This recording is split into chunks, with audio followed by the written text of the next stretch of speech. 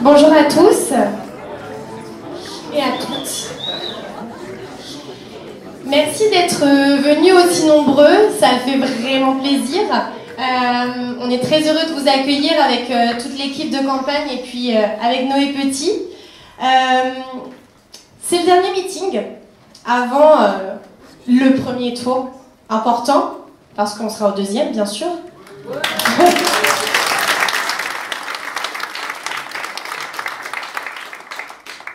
Donc c'est un peu la fin d'un mois de campagne qui ont été assez intenses. On voit un peu les cernes de Noé Petit là, vous les voyez? Mais il est encore au taquet, ça ne se voit pas. Ça ne se voit pas. Parfait. Donc un mois, ça a été l'occasion d'aller dans les marchés, ça a été l'occasion de faire du tractage, d'aller dans les brocantes, de visiter des entreprises, de visiter des fermes. On a rencontré une bonne partie de la population et sur tous les territoires, en allant de Onzain jusqu'à Mer, en passant par Vendôme, en allant vers Mondoubleau.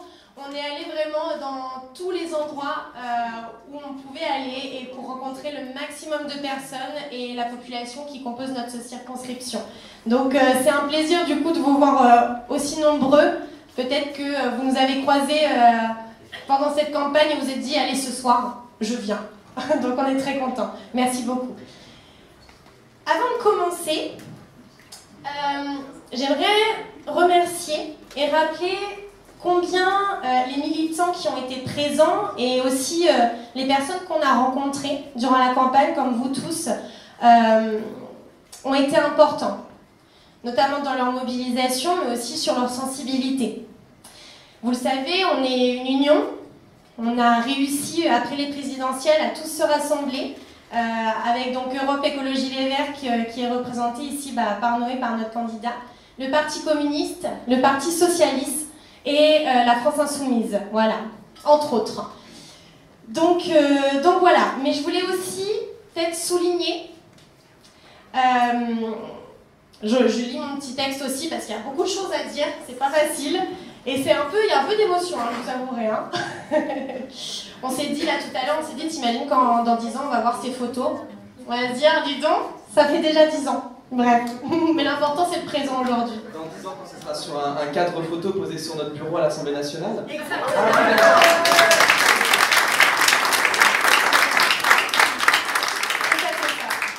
Donc on l'a répété souvent pendant nos meetings, ce qui nous différencie des autres, c'est que les gens autour de nous qui font partie de notre mouvement, c'est des personnes qui font partie de la vie, on va dire, entre guillemets, civile. C'est-à-dire que c'est des personnes qui sont dans le quotidien, qui connaissent le quotidien. On avait des professeurs, des agriculteurs, des militants syndicalistes, des infirmiers, des infirmières, des professionnels de la culture, des conseillers en insertion, des ouvriers en industrie, des commerçants et aussi des retraités. Donc on a vraiment des personnes qui nous ont accompagnés qui représentent toute la population qui compose notre circonscription. Et ça, c'est vraiment incroyable. Et je pense qu'aujourd'hui, c'est ça qui fait notre différence. C'est des personnes qui connaissent la réalité et le quotidien de nous tous. Aujourd'hui, dans nos sociétés, le chômage est en hausse. On demande de plus en plus de performances, sans les conditions de travail qui vont avec. Et ça, c'est dans tous les secteurs. Malheureusement, il n'y en a aucun qui est épargné aujourd'hui. Les personnes ont de plus en plus de mal à se former, à se déplacer. La précarité, elle s'étend. La hausse des prix impacte toujours les mêmes. Et plus encore. Nos zones rurales sont désertées par l'industrie. Nos professionnels de santé, ils tombent les uns après les autres. On l'aura vu après la crise sanitaire et c'est encore plus vrai aujourd'hui. Sans doute parce que notre santé aujourd'hui, comme beaucoup de choses, elle est devenue monnayable. Et ça, c'est quelque chose, je pense, qui est totalement inacceptable pour la plupart d'entre nous. On entendait ce matin notre député actuel.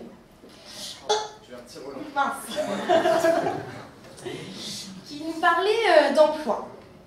Donc, il nous disait, les gens veulent de l'emploi. Ah oui, on est tous d'accord. Alors là, autant que nous sommes, on travaille, on est plusieurs tranches de la population, on va rentrer dans le monde du travail. Donc oui, effectivement, on veut tous de l'emploi. Par contre, je me posais la question, je me dis, est-ce que M. Brindeau est conscient de ce qui se passe sur le terrain? C'est-à-dire que, est-ce qu'il est conscient que les professionnels de l'insertion, de l'éducation, toutes ces personnes qui travaillent auprès des autres, est-ce qu'il sait réellement ce qui est en train de se passer sur nos territoires? Bon, la réponse, chacun en fera bon usage, on va dire. Voilà. Je voulais vous parler peut-être juste très, très brièvement pour illustrer un peu mon propos, parce que c'est quelque chose qui nous a un peu touchés ce matin. Je voulais vous parler, il y a encore un an, j'étais prof. J'étais auprès de jeunes qui étaient en situation de décrochage scolaire et des primo-arrivants. Et quand j'entends Monsieur Brindeau nous dire « Ah oui, on veut de l'emploi », je voudrais juste lui demander, est-ce que vous avez déjà rencontré des jeunes en difficulté? Est-ce que vous avez déjà rencontré des personnes éloignées de l'emploi? Est-ce que vous avez déjà rencontré des personnes qui veulent se former et qui ne peuvent pas, qui veulent se déplacer pour des formations et qui ne le peuvent pas? La réponse, elle est toute trouvée, je ne la dirai pas aujourd'hui, mais je pense que tout le monde l'a compris. À ce moment-là, quand je suis partie de l'éducation nationale, on m'a dit « Tes jeunes, ils sont trop vieux. » Ou alors, bah écoute, ils ont un dossier MDPH. Alors, MDPH, donc en situation de handicap, ça va passer, t'inquiète, ils auront une affectation. Autant vous dire, la moitié de ma classe n'a pas eu d'affectation à la rentrée et s'est retrouvée dans une situation catastrophique. Donc je pense encore à ce jeune qui auprès de moi m'a dit Madame Emma, comment je fais? J'ai aucune affectation. Bah, j'ai besoin d'une AES. Comment je fais? Bah, j'ai pas de solution à te proposer. Parce que la seule chose qu'on m'a répondu, c'est bah, vous savez, ils trouveront bien autre chose à faire. De toute façon, pour l'instant, ils sont trop vieux. Ou alors ils sont trop jeunes, donc on ne peut pas les accompagner. C'est dommage quand même. Donc, et ça c'est quand notre député nous parle d'emploi, je voudrais vraiment qu'il aille voir ce qui se passe en réalité. Et aujourd'hui, notre différence, c'est ça. C'est que là, dans l'Assemblée, on est plusieurs professionnels qui connaissent les réalités. Et c'est ça aujourd'hui. On peut faire des politiques et des lois et des programmes qui font en sorte que la population vive mieux. Et je pense que ça, c'est notre force. Donc, c'est important de le rappeler. Aujourd'hui, du coup, je vais parler un peu de Noé. C'est vrai. Mais tu es le centre de l'attention aujourd'hui. On ne parle pas forcément d'un sujet ou d'un autre de façon séparée. Ce qu'il faut se dire aujourd'hui, c'est qu'on parle de sujets qui sont transversaux. C'est-à-dire que sans éducation, bah, on ne peut pas faire un système d'emploi cohérent. Sans un système d'emploi cohérent, on ne peut pas faire de solidarité ni de partage. Quelque chose qui, pour nous, est quand même la base aussi de notre société. Et si on essayait de faire plus de partage et plus de solidarité, je pense que notre monde irait bien mieux. Mais ça, c'est pas forcément l'avis de notre député qui, au niveau égalité femmes-hommes notamment, n'est pas au clair. Bref. Voilà. Donc, aujourd'hui, pour finir un peu, je pense qu'on croit en ce nouveau monde. On prend en compte tous les axes qui constituent une société, notamment la société française, et on y croit. Et j'espère que dimanche, vous y croirez avec nous. Merci beaucoup.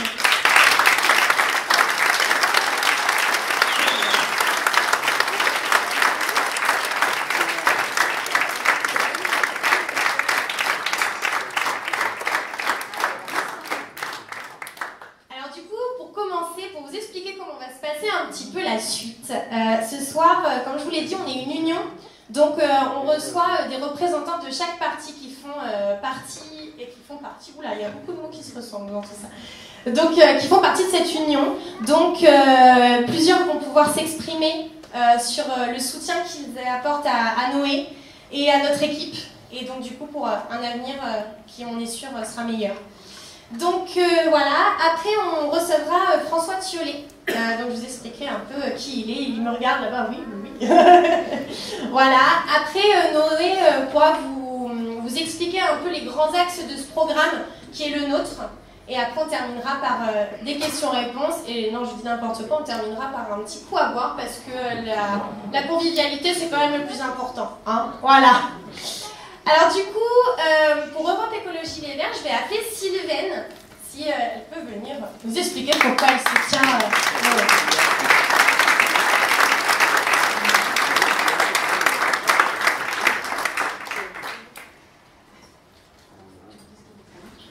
Bonsoir. Sylvaine Ravion, donc je suis secrétaire départementale d'Europe Écologie Les Verts. Et donc ce soir, on m'a demandé de vous dire quelques mots sur cette union. Et je voudrais revenir un an en arrière. Un an en arrière, en juin 2021, se terminait l'aventure du Loir-et-Cher en commun. Et je m'étais dit qu'il ne fallait pas que je la fasse. Du Loir-et-Cher en commun, le Loir-et-Cher en commun, c'était le rassemblement des forces de gauche pour les élections départementales. Et les militants que nous étions, quand nous avons milité pour ce rassemblement, à la fin, on était un peu tristes, un peu désœuvrés. Hein, je vois Florence qui est là, par exemple, qui peut témoigner aussi de ça. Et parce qu'on se disait que cette belle aventure, ce serait bien qu'elle puisse continuer. Et donc cette union de la gauche, on la voulait, et on s'est dit, un peu sous forme de boutade, rendez-vous aux législatives. Et donc à titre personnel, je suis super contente, très satisfaite que cette union ait pu se faire au niveau national, qu'elle s'appelle Nouvelle Union Populaire, Écologiste et Sociale, NUPS, moi peu importe, je sais qui la compose, je sais ce qu'elle représente en termes de mesures, et c'est ça qui m'importe. Donc cette union-là, aujourd'hui, elle est représentée par Noé et Emma, elle va nous permettre de gagner l'Assemblée nationale, elle va nous permettre de porter une politique pour toutes et pour tous, enfin, et pour la planète, et également de porter une politique tournée vers l'avenir. Alors qui mieux aujourd'hui que l'avenir, pour incarner l'avenir, que le renouveau de la jeunesse qu'on a là. Et je trouve que Noé...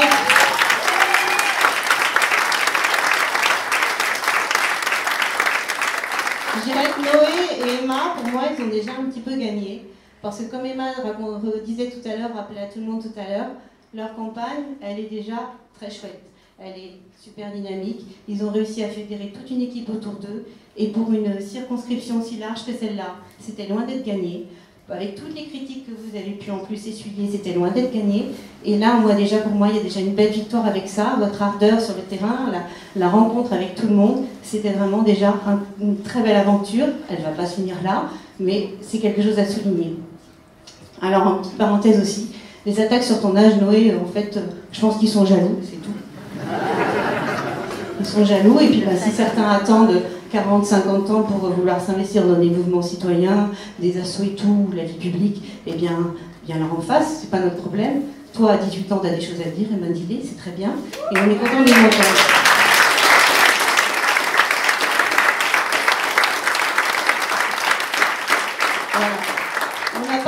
Vous n'avez pas de leçon à recevoir de générations qui ont quand même pillé les ressources de la planète sans se soucier des conséquences pour les générations futures. Quand je parle des générations futures, c'est nos enfants là, demain, et c'est pas dans 300 ans. Et on n'a pas vous n'avez pas plus de leçons à recevoir de politiques qui ont tellement dégoûté tout le monde qu'aujourd'hui on va avoir le démantèlement des services publics, enfin je ne vais pas vous faire la liste, et puis qui vont dégoûter les gens d'aller voter. Donc c'est aussi ça que l'on veut aujourd'hui défendre. Plus d'abstention, parce qu'on veut proposer un nouveau programme qui va mobiliser les gens et ne pas les laisser se tourner vers des partis qui seraient dangereux pour nos démocraties. Donc là, nous, je ne pensais pas avoir peur avec l'applaudissement. Alors, Écologie Les Verts, on vous soutient. On soutient surtout la Nouvelle Union Populaire, Écologiste et Sociale partout en France. Et on vous soutient par l'espérance que présente votre jeunesse soit, mais surtout par les compétences dont vous avez fait preuve déjà, et que vous allez continuer à montrer bientôt. Et dimanche prochain, il n'y a pas de doute, quoi. Votez nous les petits ici, et votez partout en France les candidats à la NUPS. Bonne soirée.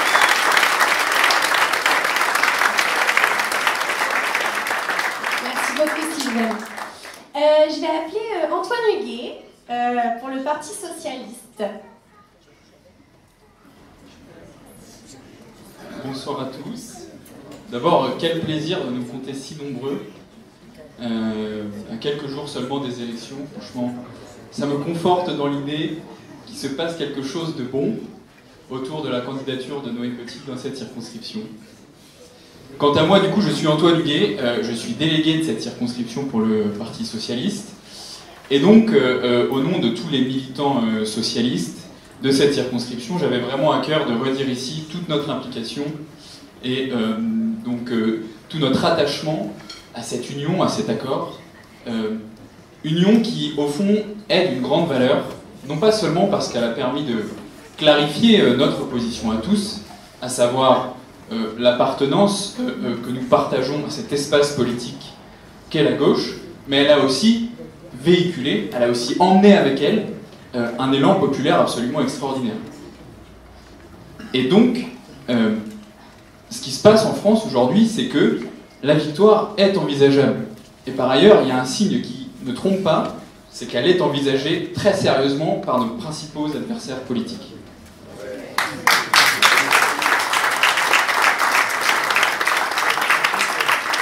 Dans cette circonscription du Loir-et-Cher, je me souviens, il y a quelques semaines, il y a quelques jours, avoir perçu, avoir ressenti une certaine forme de réserve, une certaine forme de perplexité, voire une certaine forme d'hostilité à l'encontre de Noé, de par son jeune âge, et de par aussi le fait qu'il n'ait jamais, à proprement parler, occupé de fonctions politiques.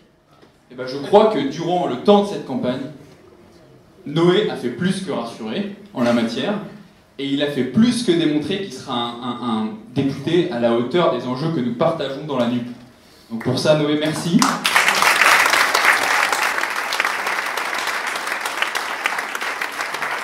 Soit dit en passant, dans une circonscription qu'on a en permanence décrite comme verrouillée à droite, totalement étrangère aux problématiques sociales et écologiques, et finalement assez imperméable à tout ce que l'on propose. On voit bien que c'est faux. L'espace politique, il est créé. Et donc, ce que je voulais dire pour terminer, c'est que dans la fin de cette aventure, et pour le second tour, Emma, Noé, vous pourrez compter sur les socialistes dans vos rangs pour vous mener vers la victoire le 19 juin prochain. Merci beaucoup.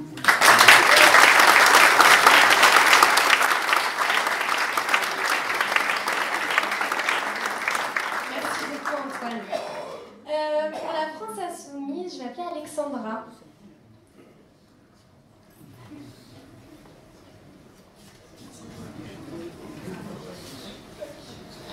Donc, bonsoir et merci à tous d'être venus ce soir.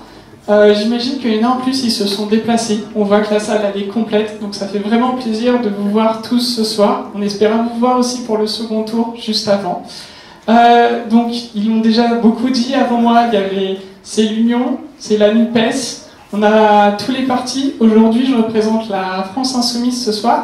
Et ce que je voulais souligner, c'est que cette NUPES, cette union, elle a pu se faire grâce au contexte politique aujourd'hui, mais aussi grâce à deux choses très importantes.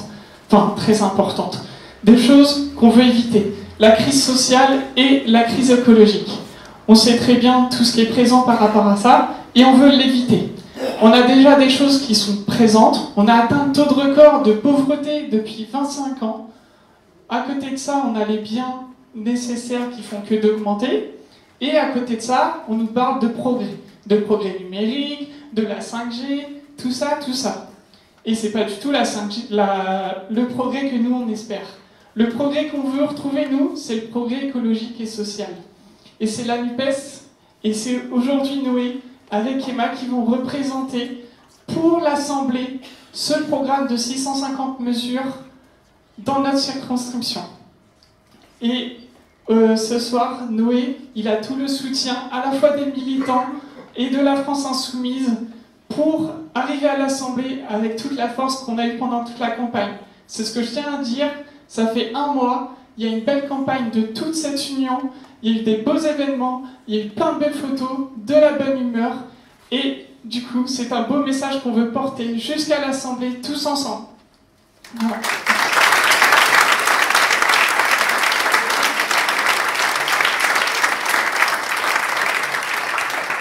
Merci Alexandra. Je vais appeler Dominique pour le Parti communiste.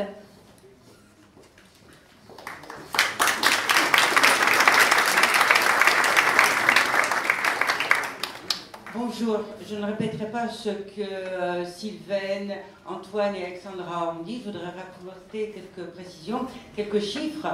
Le premier quinquennat de Macron a fait basculer au moins 400 000 personnes dans la pauvreté.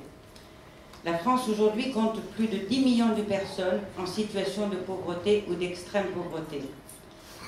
Un jeune de 18 ans sur 24, un jeune de 18 à 24 ans sur 4 est pauvre. Un chiffre en hausse de plus de 30% sur 20 ans. 619 000 jeunes sont au chômage. Cela représente 22% de la population. C'est une hausse de 16% en un an. En un an seulement. Dans le monde, plus de 3 milliards d'êtres humains vivent dans des contextes très vulnérables au changement climatique. C'est la moitié de l'humanité. Sécheresse, canicule, tempêtes, inondations, pénurie d'eau et catastrophes naturelles se multiplient à une vitesse effrénée ces dernières années. Et on a pu le voir dans notre région ces dernières semaines. Et ce n'est probablement qu'un début. Un tiers des espèces animales pourraient disparaître d'ici 2070. Il y a donc urgence. Urgence sociale, urgence climatique, urgence sanitaire, urgence démocratique. Alors, est-ce que c'est du pessimisme? Non, c'est du réalisme. Car je suis optimiste. Je suis vraiment optimiste. Les jeunes ont affirmé ces 5 dernières années un engagement sans relâche pour la justice sociale et la justice climatique. Des marches historiques pour le climat, aux manifestations féministes et antiracistes, en passant par les mobilisations contre Parcoursup et une présence massive dans toutes les grandes mobilisations sociales, c'est une génération engagée qui s'est exprimée. C'est donc une chose énorme qui est en train de se passer avec la mobilisation des 18-25 ans, et des autres aussi d'ailleurs.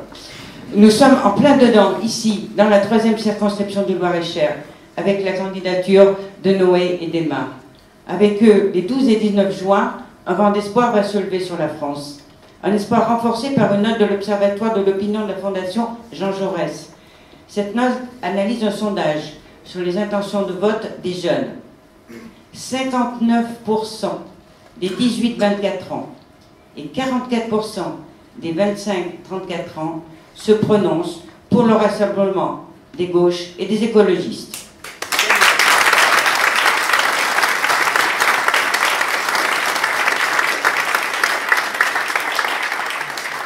Bon, à droite, c'est nettement moins bien, hein, c'est entre 13 et 20%.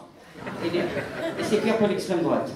Mais comme en 2002, en 2022, la jeunesse emmerde le Front National. Ouais.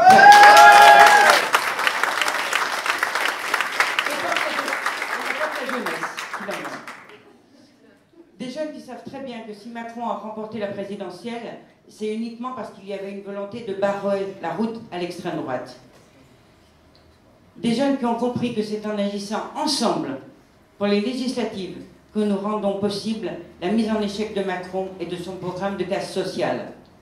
Avec la NUPS, dans notre circonscription, avec Noé, avec Emma, nous pouvons le priver d'une majorité parlementaire et conquérir une majorité de gauche à l'Assemblée pour enfin relayer les attentes, non seulement des jeunes, mais de toute la société, celle des mal logés, des privés d'emploi, des exploités, des pauvres, des agriculteurs, des ouvriers et tous ceux que j'ai pu oublier. Alors, avec Noé et Emma, changeons. Avec Noé et Emma, un autre monde est toujours possible. Avec Noé et Emma, nous pourrons changer d'avenir. Avec Noé et Emma, continuons d'agir pour des jours heureux.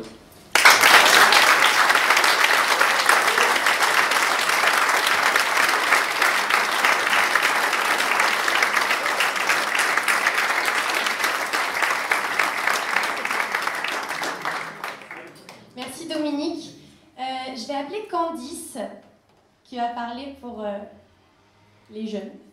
Oh, c'est bien ça aussi. Je te laisse la parole. Merci, je commence à être une vieille des jeunes déjà.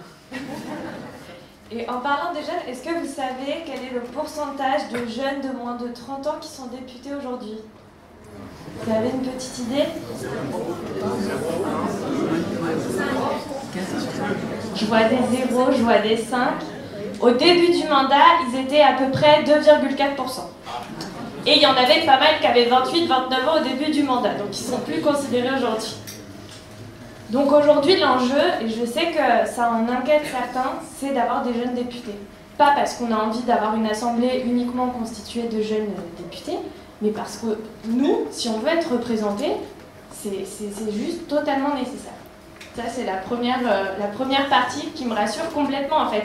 Le fait que Noé et Emma soient si jeunes, c'est pas un frein, c'est juste de la représentativité et c'est à ça qu'elle sert l'Assemblée nationale. Il y a 577 députés, si on en a déjà une dizaine qui ont 18, 19, 20 ans, ça sera génial.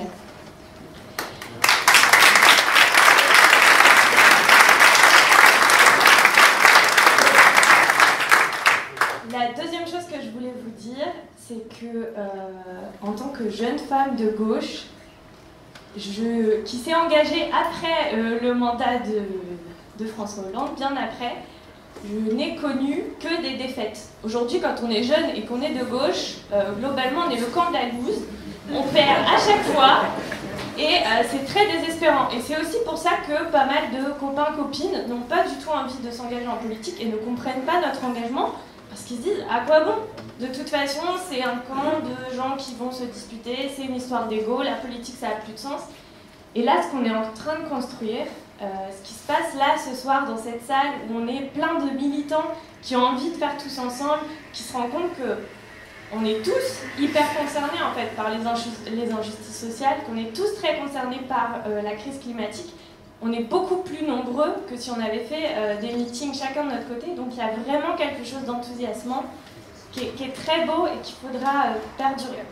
Je voulais vraiment remercier tous les militants et militantes qui sont là ce soir parce que pour ma génération d'éco-anxieux, ça fait beaucoup de bien de voir qu'on est capable de se rassembler, qu'on est capable de faire des belles choses ensemble et que cette transition, elle ne repose pas sur nos épaules, mais que nos aînés ont aussi envie de faire changer les choses et qu'on est très nombreux un soir de semaine à Vendôme pour faire changer tout ça et ça fait plaisir.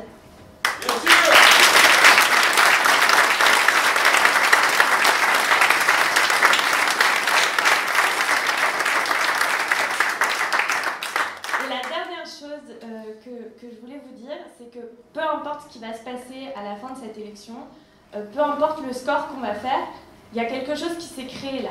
Il y a quelque chose qui s'est créé entre nous les militants et il y a quelque chose que vous avez réussi à créer, Emma et Noé, dans votre campagne, un vrai enthousiasme des jeunes, parce que cette campagne, elle dépasse largement cette circonscription du Loir-et-Cher. Quand tu fais des vidéos qui font 4000 vues sur les réseaux sociaux, en fait, il y a plein de jeunes partout en France qui nous envoient des messages et qui nous disent « Mais c'est quoi cette campagne de fou? Elle a l'air géniale !» Après, ils se rendent compte qu'on est dans le Loir-et-Cher et que c'est pas si facile de venir. Mais on fait une campagne vraiment nationale, quoi. Et ce que vous avez fait hier avec Noël Mamère, avec d'autres intervenants et intervenantes, c'est vraiment une belle campagne qui a, à mon avis, a montré à des jeunes que la politique, ça servait à quelque chose, qu'on pouvait tous s'impliquer, que c'était pas l'affaire de plus âgés qui voulaient s'attribuer le pouvoir, mais en fait c'est l'affaire de plein de gens qui ont juste envie d'être ensemble et de faire un monde meilleur. Donc merci beaucoup et merci Noé et Emma pour cette belle campagne.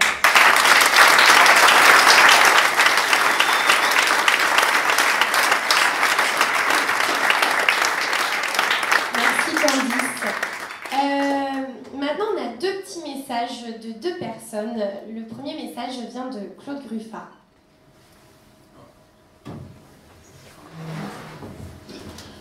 Bonjour, moi je suis Claude Gruffat, donc je suis député européen depuis un peu plus de 2 ans maintenant. Et je suis désolé de ne pas pouvoir être avec vous pour le dernier meeting de Noé, pour cette fabuleuse campagne que tu as menée, Noé. Je trouvais très intéressante, très riche, très dynamique. Je crois que tu marques des points et qu'elle fait son effet sur le territoire. C'est en tout cas mon ressenti à travers tout ce que j'ai pu voir. Et je voulais te dire que tu avais tout mon soutien pour ce meeting et je te le dis depuis le Parlement de Strasbourg, puisque cette semaine on est en session à Strasbourg et qu'on siège ici. C'est pour ça qu'on trouve que je ne peux pas être évidemment dans le Loir-et-Cher en même temps. En tout cas, une belle soirée, un excellent meeting pour cette fin de campagne. Et puis après, à dimanche et on croise les doigts. À bientôt.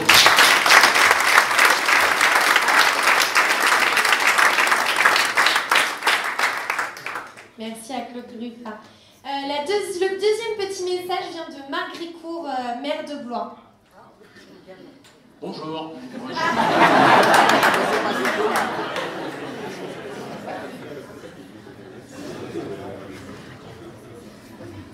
Chères électrices et chers électeurs de la deuxième circonscription de Loir-et-Cher, je m'adresse à vous en qualité de maire de la ville-préfecture de notre département, mais aussi en qualité de premier vice-président du Conseil régional Centre-Val de Loire.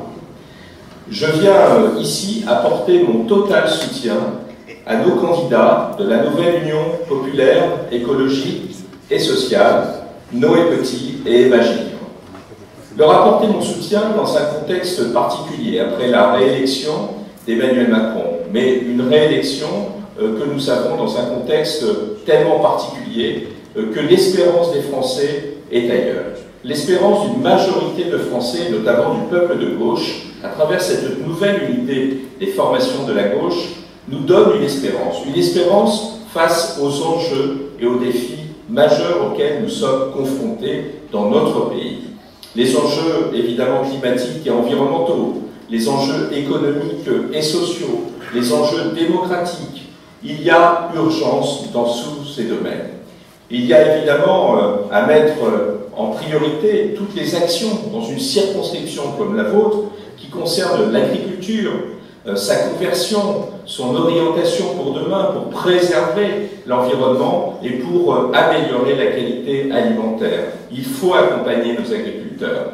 Il y a aussi évidemment tous les enjeux autour de l'industrie, les enjeux de réindustrialisation pour à la fois créer de l'emploi, mais aussi être dans une indépendance nationale. Et puis, il y a évidemment, et dans une circonscription comme la vôtre, c'est majeur, le rapport entre le rural et l'urbain. Arrêtez d'opposer ces deux territoires. Il faut évidemment que les services publics retrouvent toute leur place. Ce sont les enjeux à la fois de l'éducation, ce sont les enjeux aussi autour de la santé, et puis ce sont les enjeux autour de la sécurité. Bref, ce sont des politiques publiques majeures où l'État doit porter ses responsabilités pour assurer tout simplement la qualité de vie dans tous ces territoires. Et puis l'enjeu du moment, il est évidemment la question du pouvoir d'achat des salariés du privé et du public, pouvoir d'achat des retraités et pouvoir d'achat de notre jeunesse, notamment les étudiants qui, nous le savons, sont souvent dans une réalité de difficultés sociales. À partir de tout cela, c'est évidemment l'espérance d'une autre politique.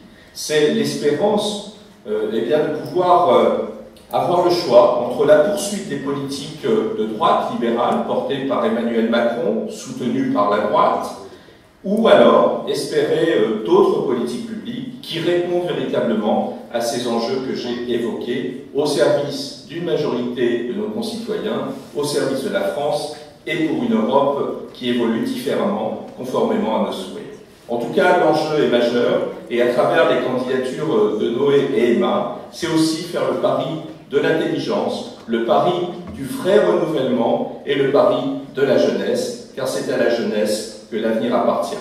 À partir de là, je compte sur vous.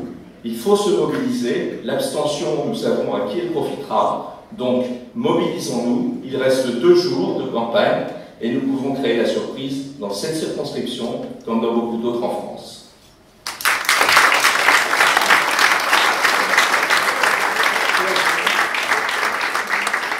Merci Marguerite Cour. Alors aujourd'hui, après, on va accueillir François Thiollet. Donc François Thiollet, c'est le professeur d'histoire-géographie. C'est aussi le conseiller municipal de Valencis, le co-trésorier et délégué au projet d'Europe Écologie Les Verts. Et à ce titre, il a piloté la délégation écologiste dans la négociation du projet de la NUPS. J'ai pas fait d'erreur? Non, pas du tout. Ah, c'est parfait.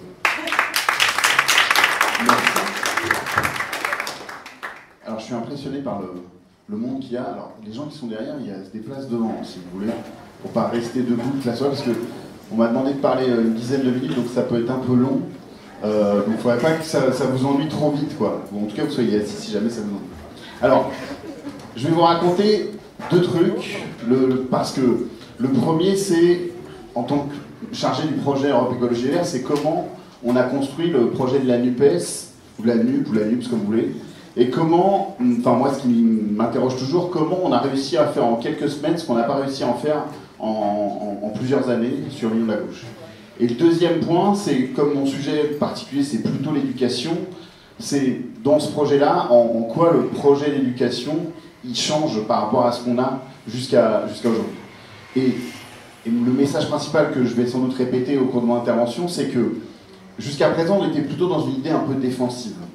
Et aujourd'hui, depuis quelques semaines, depuis quelques jours, depuis quelques heures, la NUPES ne fait pas simplement peur, mais elle propose une véritable alternative à Emmanuel Macron. Quand on voit qu'au niveau national, la cible, c'est Jean-Luc Mélenchon. Quand on voit qu'au niveau local, Pascal Bardot, en fait, s'en prend à Noé, c'est une bonne chose. C'est-à-dire que nous sommes une alternative, nous sommes capables de porter un espoir pour autre chose, ici comme partout en France. Et c'est ça qu'on doit essayer de réussir, d'abord au premier tour en qualifiant un maximum de candidates et candidats de la NUPES, et ensuite au deuxième tour en imposant ce qui semble aujourd'hui encore difficilement réalisable, mais on a tellement progressé en quelques semaines que rien n'est impossible. Alors, pour refaire le contexte, il faut vous rappeler dans quel état d'esprit vous étiez le 10 avril au soir, chacun d'entre vous. Si vous étiez communiste, vous étiez assez dépité parce qu'il y avait plutôt une bonne campagne de Fabien Roussel, et puis finalement vous êtes largement en dessous du score attendu. Si vous êtes socialiste, bon, vous attendiez quand même un truc un peu difficile à passer, mais vous attendiez sans doute pas du tout à ça. C'était une catastrophe. Si vous étiez écologiste, et moi pour le coup j'y étais, ce que je savais quelques minutes avant que ça soit annoncé officiellement, c'est que ça allait nous coûter en tant que trésorier 6 millions d'euros qu'il allait falloir rembourser. Et donc l'ambiance n'était pas la fête. Si vous étiez à la France insoumise, alors là vous en vouliez aux écologistes, aux socialistes, aux communistes, qui avaient empêché Jean-Luc Mélenchon d'accéder au deuxième tour. Et si vous étiez un électeur de gauche, vous aviez quand même les bras qui vous en tombaient sur pourquoi est-ce que cette gauche a été aussi bête, pas capable de s'unir avec tout ce qui s'est passé. Alors que pourtant, il y avait déjà eu plein d'initiatives qui avaient été prises avant. Il y avait eu une tentative de Yannick Jadot quasiment un an avant de rassembler tout le monde, on discute, on voit et puis finalement ça ne donne rien. Il y avait eu la dynamique de la primaire populaire avec l'épisode Christian Taubira qui a occupé une grande partie de la campagne. Il y avait eu même une proposition qui avait été faite par Jean-Luc Mélenchon en cours de campagne pour un ralliement et tout ça n'avait donné rien. Tout ça ne donne rien, alors c'est sans doute parce qu'on est tous très bêtes chacun de notre côté pour réussir à s'entendre, mais c'est aussi parce qu'on est tous coincés dans un système présidentiel monarchique de la Ve République qui nous impose d'abord de faire une élection présidentielle autour d'une personnalité et seulement après de faire les législatives. Là, ce qui a changé quand même, c'est que le contexte aujourd'hui est très différent. Pourquoi il est très différent? Parce que le Macron d'aujourd'hui, c'est pas le Macron de 2017 qui n'a rien à prouver puisqu'il est responsable de rien. C'était pas lui, c'était François Hollande. Lui, il est jeune, il est nouveau, il change tout, etc. Là, il a 5 ans de bilan derrière lui.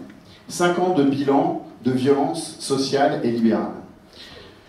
Il y a des choses qui ont été évoquées tout à l'heure, je ne vais pas les répéter, mais juste des exemples, parce que l'enjeu, c'est aussi dans ces derniers jours, c'est qu'est-ce qu'on va dire aux gens qui hésitent à aller voter. On dit, ouais, mais finalement, vous, ah là là, c'est l'extrême gauche et tout, alors que Macron, c'est quand même plus sûr, parce qu'on peut avoir ces gens-là, ou alors des gens qui ne veulent pas du tout voter, ou dire, finalement, il y a moins de chômage, il y a plus de travail. Les premières mesures d'Emmanuel Macron, c'est la suppression de l'ISF. C'est 3,5 milliards d'euros qui sont donnés aux plus riches de ce pays. C'est quelques centaines, quelques milliers de personnes qui récupèrent d'un seul coup 3,5 milliards d'euros. Ensuite, ça continue avec la création du prélèvement forfaitaire unique, avec la diminution du taux d'impôt sur les sociétés, la défiscalisation des heures supplémentaires, etc.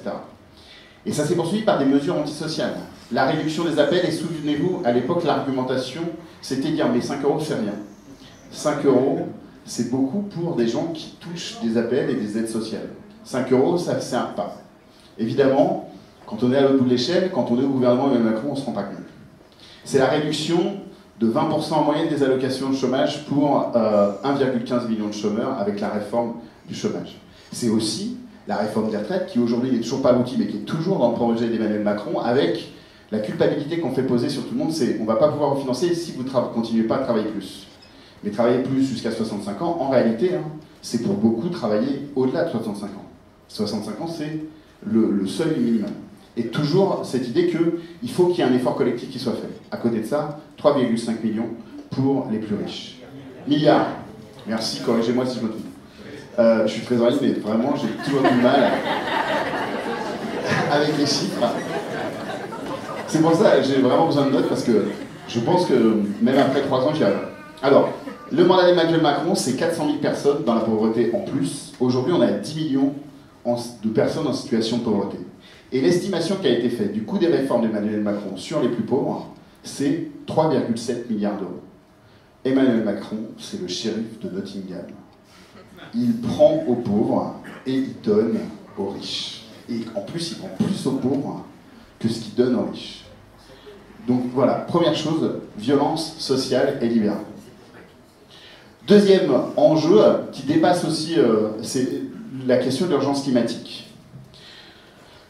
Alors les éléments les plus récents, c'est une étude américaine qui est sortie la semaine dernière. Le niveau de dioxyde de carbone, c'est 50% plus élevé qu'avant l'ère industrielle. Un niveau qui n'a jamais été vu depuis, j'ai noté aussi, 4 millions d'années.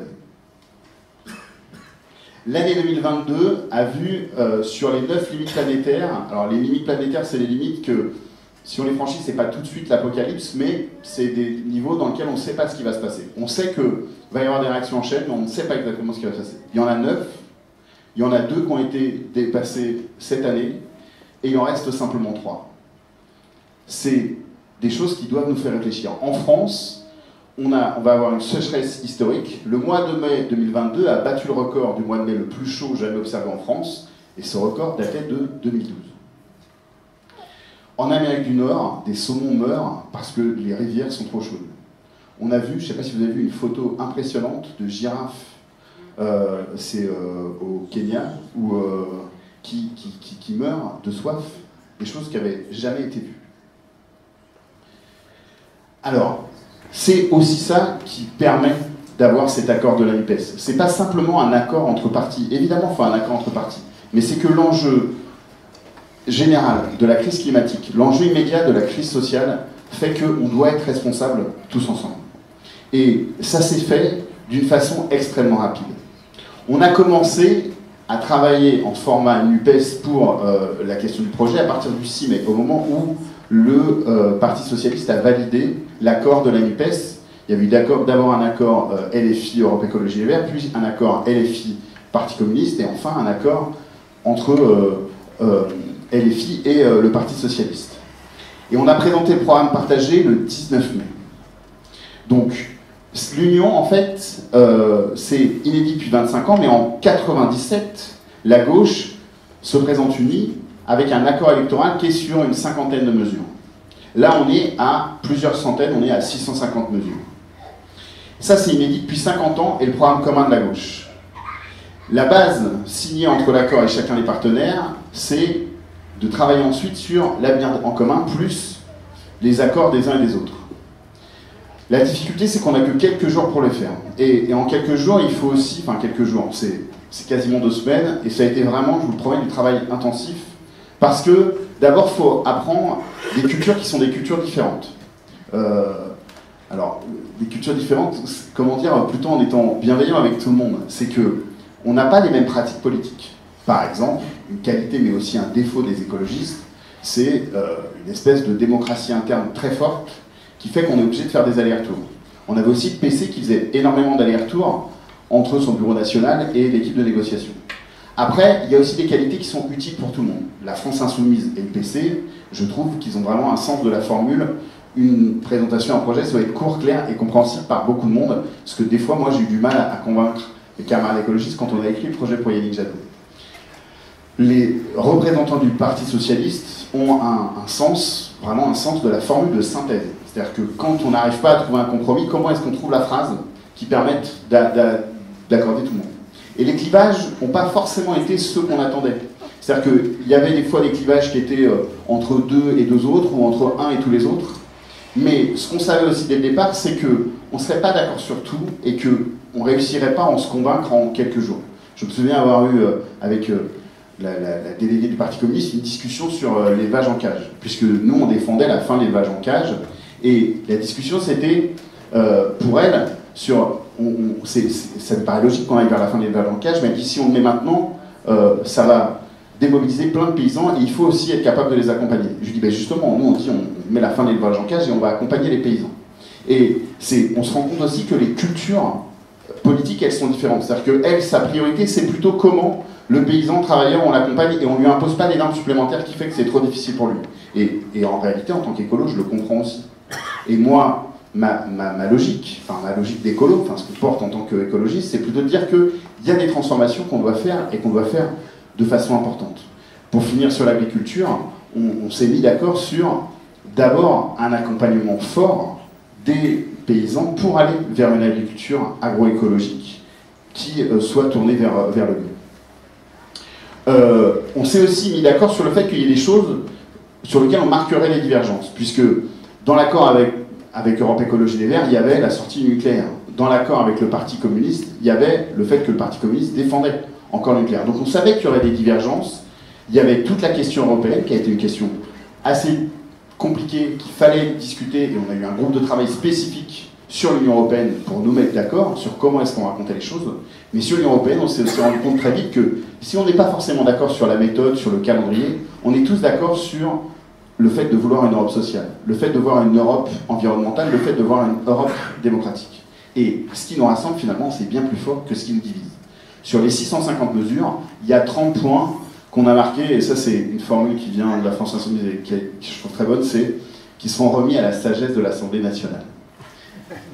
Évidemment, c'est des points de désaccord. Et en plus, c'est des choses qu'on a tous l'habitude de faire. On l'a fait sur des municipales, on l'a fait sur des régionales, et ce qui est nouveau aussi, c'est que on publie ces désaccords. On est capable d'assumer ces différences. Mais on fait notre campagne sur ce qui nous met d'accord et on est capable d'expliquer à un moment donné pourquoi est-ce qu'on n'est pas d'accord. Et ça, c'est transparent.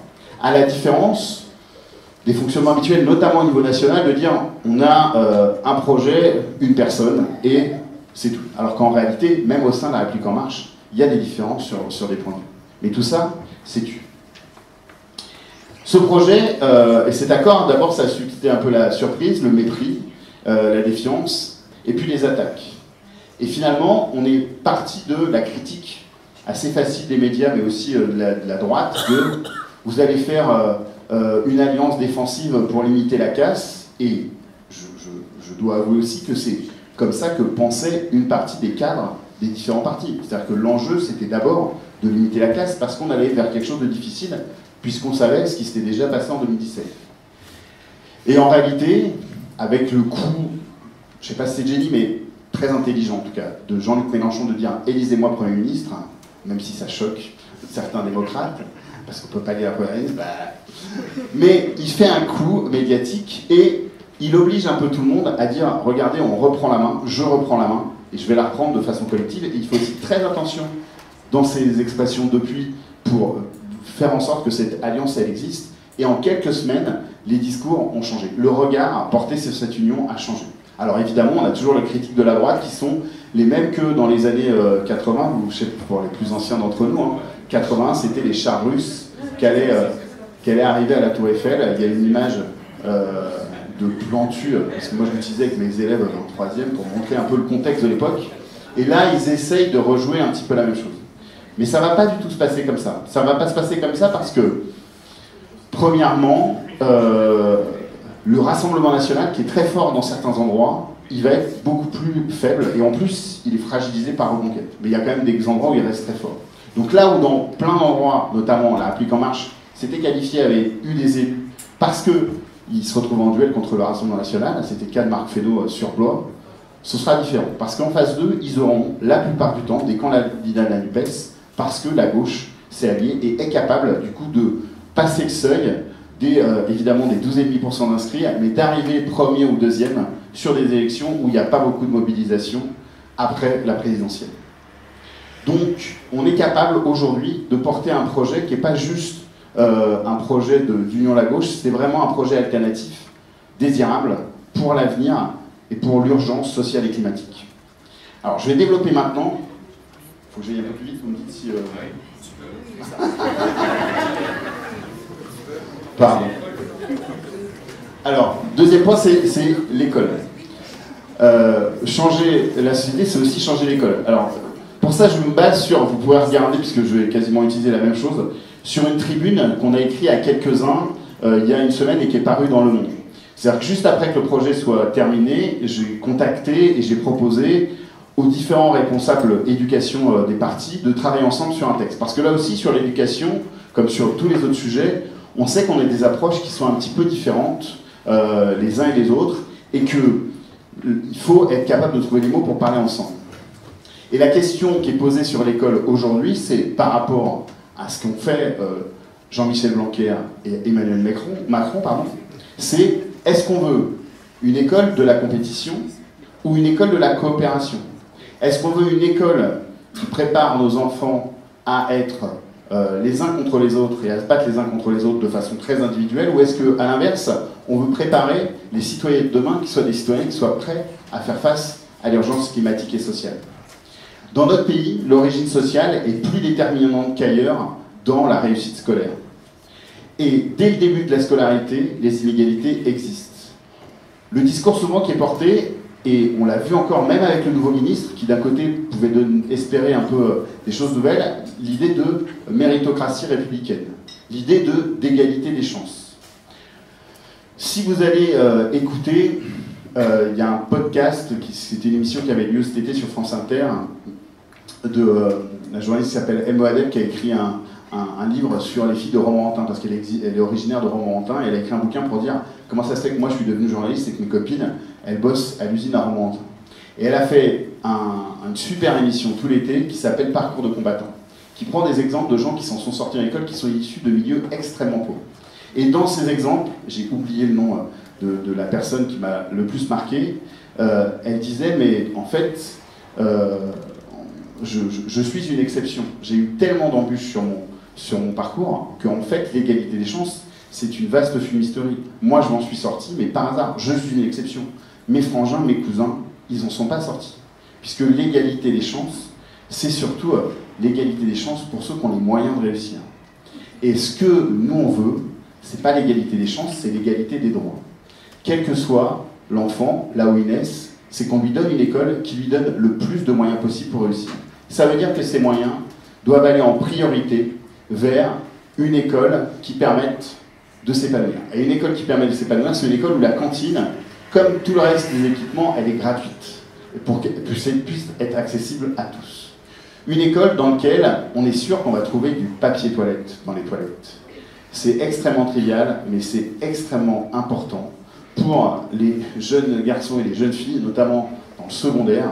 La question, et c'est souvent une question qui est mise en avant par les parents, mais qui est souvent un peu par le milieu enseignant et les institutions, qui est reléguée, alors que c'est une vraie question de comment se fait-il qu'on n'est pas capable de gérer correctement, de dire que c'est une priorité, le fait de la qualité dans les toilettes. Et souvent, moi j'ai été dans les collèges, c'est à cause des élèves, parce qu'ils se comportent mal. Mais donc, la question c'est pourquoi est-ce qu'on laisse les choses comme ça? C'est-à-dire que du coup, en fait, ça fait juste renforcer le préjugé un peu sur les jeunes qui seraient pas capables de se comporter correctement aux toilettes, alors qu'en réalité, ils sont tout à fait capables. Bref, j'arrête sur les toilettes, mais c'est vraiment quelque chose qui paraît important dans des exemples extrêmement concrets de comment est-ce qu'on change l'école.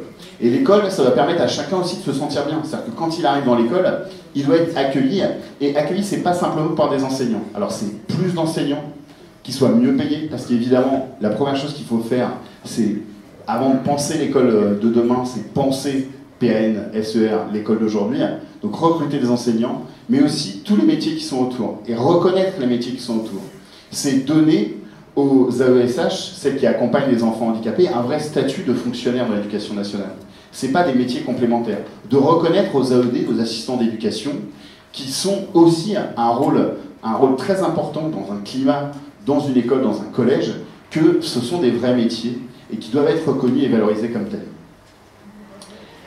Et évidemment, c'est aussi lutter contre le séparatisme scolaire, qu'il soit public ou qu'il soit privé, puisque le séparatisme, il existe à toutes les échelles. C'est à la fois des collèges, des lycées ghettos pour les plus pauvres, mais c'est aussi dans les centres-villes des lycées qui ne sont pas simplement des lycées privés, c'est aussi des lycées publics. Et pour ça, il y a une mesure très simple, c'est reformer la carte scolaire et mettre en place en fait un système qui concerne tous les établissements publics et privés en leur donnant ces objectifs de mixité sociale. Alors, on ne va pas faire la révolution tout de suite, on va accompagner les établissements publics, les établissements privés, et leur donner comme objectif de favoriser la mixité sociale. Mais du coup, ils seront financés en fonction de ces objectifs-là. Transformer l'école, c'est aussi s'appuyer sur les collectivités territoriales et sur ce qui se passe en dehors de l'école.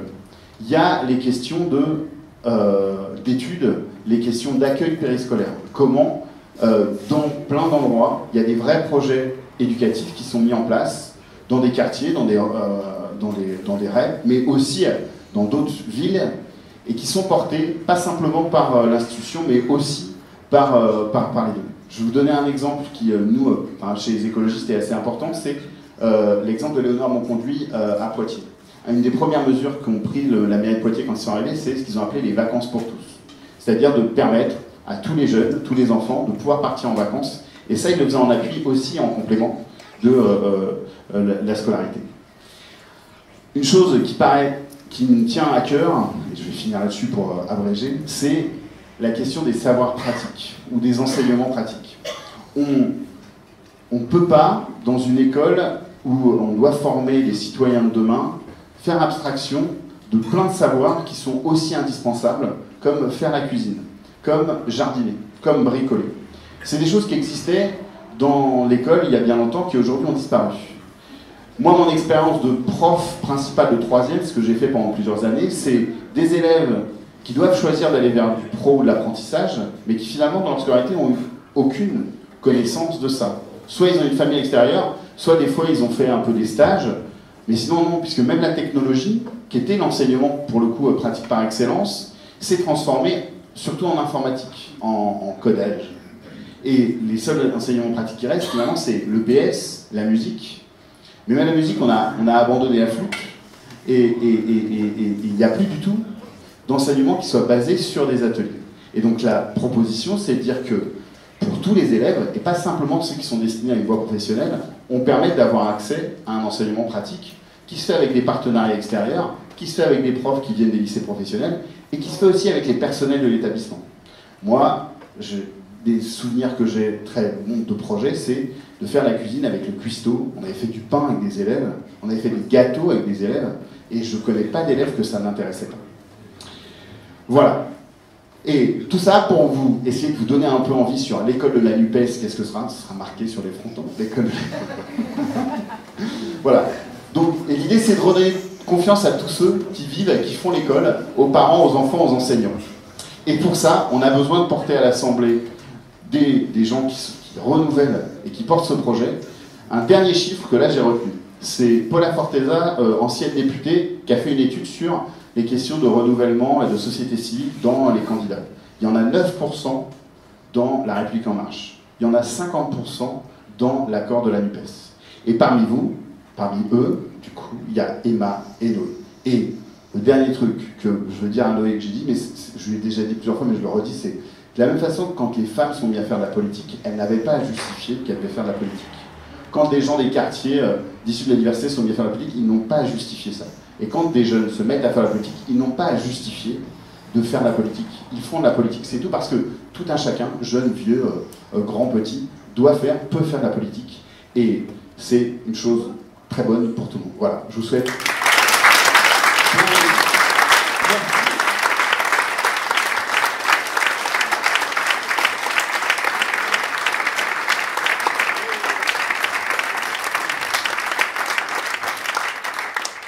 Merci François pour cette intervention. J'en profite parce que du coup ça me fait un écho très drôle. C'est vrai qu'on parle souvent de la revalorisation de ces personnes qui s'occupent de nos enfants, des personnes qui éduquent, qui sont présents une bonne partie de la vie des jeunes. Et la considération, elle est quand même au plus bas. Le jour où j'ai quitté mon dispositif, j'étais sur un CDD, les CDD précaires de l'éducation nationale. Je ne sais pas si ça vous dit quelque chose. Mais quand j'ai dit j'aimerais bien une petite revalorisation, parce que j'ai payé une formation, une licence 3 que j'ai fait à côté en rentrant du travail, elle m'a dit mais Madame Gillion, alors Madame Gillion, autant vous dire qu'on ne me l'a pas dit, hein, voilà. On m'a juste dit faut vous estimer heureuse d'être payée l'été, à 1 200 €, hein. Voilà, à 45 heures par semaine, faut vous estimer heureuse. Et puis estimez-vous heureuse aussi qu'on reconduit votre dispositif, hein, parce que vous savez, les jeunes décrocheurs, on en a un peu rien à faire, hein. Très bien, merci beaucoup. Voilà, donc c'est quand même important et rappeler que l'égalité des droits est quand même une base qui devrait être présente dans toute notre société. Et voilà, on parle, le moment toilette, moi, m'a beaucoup fait plaisir dans le sens où il faut rappeler qu'aujourd'hui, c'est une petite chose qui est importante. Il faut rappeler aujourd'hui qu'il y a énormément de jeunes filles qui ne vont pas à l'école. Pourquoi ? Parce que les protections hygiéniques, ce qu'on appelle la précarité menstruelle, elles ne peuvent pas aller à l'école, elles ne peuvent pas aller au sport parce qu'elles n'ont pas les moyens de s'acheter ces produits de luxe. Hein, bien sûr, c'est un produit de luxe. Hein, faut-il encore croire qu'aujourd'hui en France, c'est considéré comme un produit de luxe et pas un produit de première nécessité. Et donc ça, c'est aussi une égalité, l'égalité des droits, dans le sens où, malgré le fait qu'on soit une femme, un homme, un jeune, une personne, nos aînés, on a le droit à l'hygiène, on a le droit à la santé, on a le droit à l'éducation, et c'est ce qu'on prône aujourd'hui. Voilà.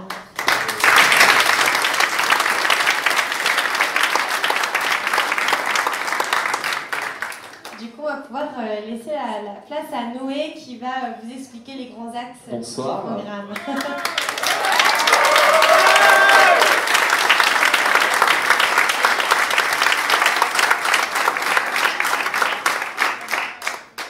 Comme vous savez, les différentes formations de gauche et écologie se sont réunies au sein de la nouvelle Union populaire écologique et sociale pour aller décrocher une majorité de gauche et écologique à l'Assemblée nationale. Et il y a un accord de 650 mesures qui est tombé, un accord qui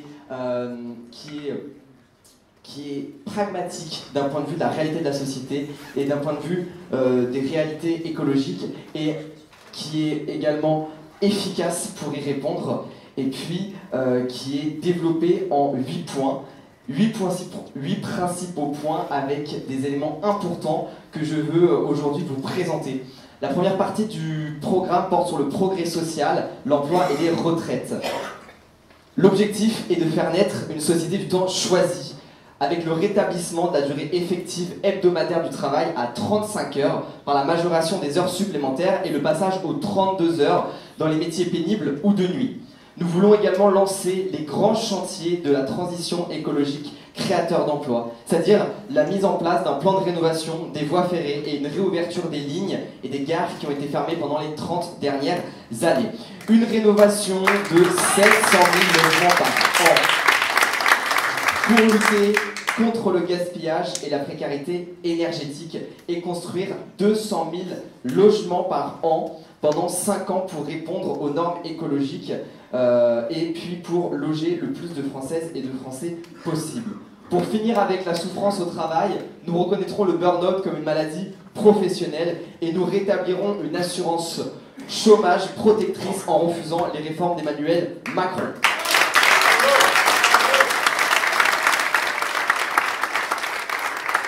Pour bien vivre et pour faire face aux enjeux économiques et sociaux, nous augmenterons les retraites et les salaires, nous porterons le SMIC mensuel à 1 500 € net et nous revaloriserons le traitement des fonctionnaires avec le dégel du point d'indice.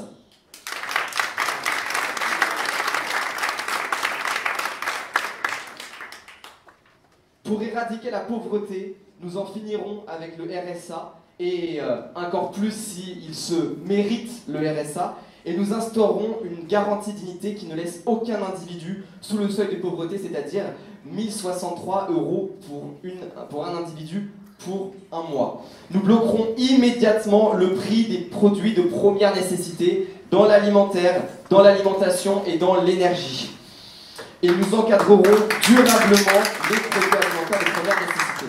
Vous voyez, face à l'inflation, ils nous promettent des petites primes, des petites choses par-ci par-là, mais ils ne comprennent pas qu'il nous faut des mesures de long terme, parce que les crises, elles se succèdent. Moi, depuis que je suis né, c'est la crise. En fait, ça a toujours été la crise. Donc, à un moment, il y en a marre de trouver des solutions de court terme pour répondre à la crise. Il faut des mesures de long terme. Alors, à long terme, comme je l'ai dit, on va encadrer durablement les prix, et à court terme, on va les bloquer pour faire face à l'inflation.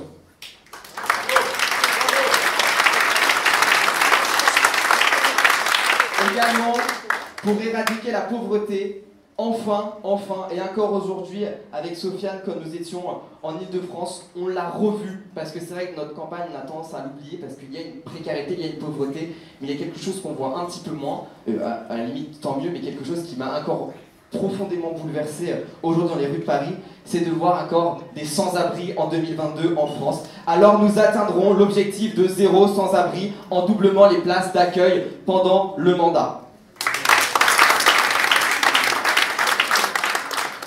Le chapitre 2 porte sur l'écologie, la biodiversité, le climat, les biens communs et l'énergie. Nous appliquerons une règle verte citoyenne qui a pour objectif d'inscrire dans la Constitution qu'on ne peut prendre à la nature plus que ce qu'elle ne peut reconstituer. La transition au cœur de la bifurcation écologique et sociale, il y a donc la question de l'énergie. Nous ferons donc une transition énergétique créatrice d'emplois, n'en déplaise à Monsieur Brindeau.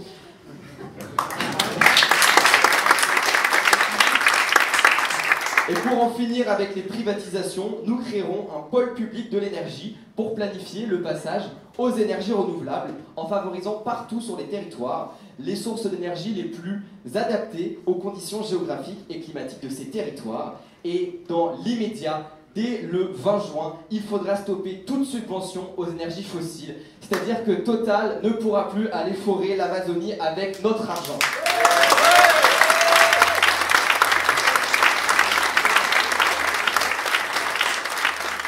Pour répondre à l'urgence écologique, nous instaurerons la souveraineté alimentaire par une agriculture écologique et paysanne. Et pour cela, nous créerons, attention, s'il y a des copains Pascal Brindeau dans la salle, vous pourrez lui répéter, 300 000 emplois agricoles pour instaurer une agriculture relocalisée, diversifiée et écologique.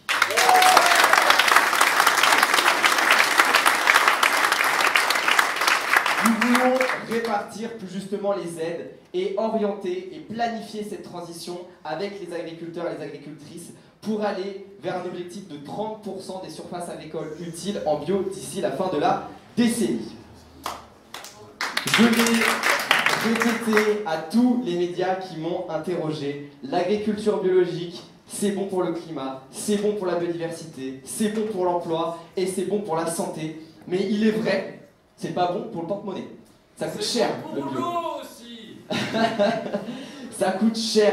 Donc nous voulons instaurer la TVA 0 sur le bio pour pouvoir aider toutes les personnes à accéder à une alimentation de qualité. Et quand on parle de l'encadrement des prix, bien évidemment que ça concernera ces produits issus de l'agriculture biologique. Pour rompre avec la maltraitance animale, nous voulons interdire les pratiques cruelles, c'est-à-dire les chasses traditionnelles, la chasse à courre, la chasse à la glu. Nous voulons plus de poules et de lapins en batterie. Nous voulons stopper le broyage des poussins et l'ablation de la queue des porcinés. Nous voulons interdire tous les élevages de production de fourrure, interdire le déterrage des blaireaux et des renards, la corrida et les spectacles incluant des animaux sauvages. Pour sauver les écosystèmes et la biodiversité, et attention, je ne sais pas si vous avez vu la une des journaux aujourd'hui, mais ça va bien dans son sens, la une de l'ANR, puisque aujourd'hui dans l'ANR, on annonce que le projet de plateforme logistique Pénard-Amer a été annulé à cause d'une association qui s'appelle Aval Béton et dont le président s'appelle Noé Petit, quelqu'un qui est contre les emplois, quelqu'un qui est contre le développement économique, quelqu'un qui est un sacré emmerdeur. Et donc nous renoncerons aux grands projets d'infrastructures inutiles et écologiquement néfastes, c'est-à-dire les plateformes logistiques, en imposant une loi forte contre l'artificialisation des sols.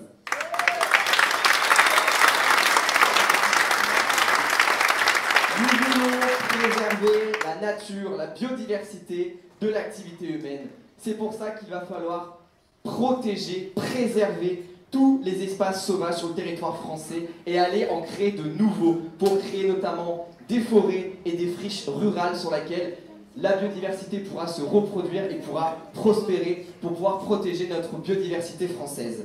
Concernant les océans et la mer, quelque chose qu'on oublie souvent, mais nous sommes la deuxième puissance maritime mondiale. C'est-à-dire que si demain la France est ambitieuse en matière de protection de la biodiversité marine, eh bien on peut avoir un fort impact sur le monde. Et c'est pour ça que nous voulons classer déjà 30% du territoire maritime français en aire marine protégée.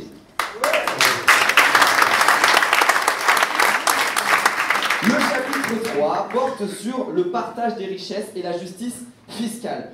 Comme nous l'avons beaucoup dit, nous voulons relocaliser les productions essentielles à la vie de notre pays afin d'avoir une souveraineté alimentaire, industrielle et énergétique pour répondre à l'urgence climatique et aux problématiques socio-économiques des Françaises et des Français.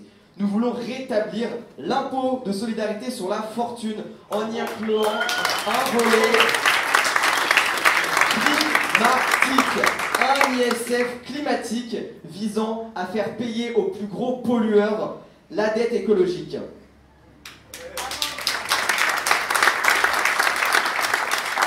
Pour construire l'autonomie de la jeunesse, nous voulons créer une allocation autonomie pour les jeunes fixée au-dessus du seuil de pauvreté, puisqu'aujourd'hui la première cause d'échec des études dans le supérieur, c'est parce que les jeunes sont obligés de faire des petits boulots pour payer leurs études. Et ça, c'est terminé, on n'en veut plus. On veut avoir demain des bons professionnels, on veut des bons médecins, on veut des bons agriculteurs, on veut des bons professeurs. Et donc pour ça, il faut bien former les jeunes et pas qu'ils se travaillent à McDo, dans des laveries ou qu'ils ramassent des déchets dans la rue à leurs heures perdues. On veut concentrer les jeunes sur leurs études pour avoir des bons professionnels.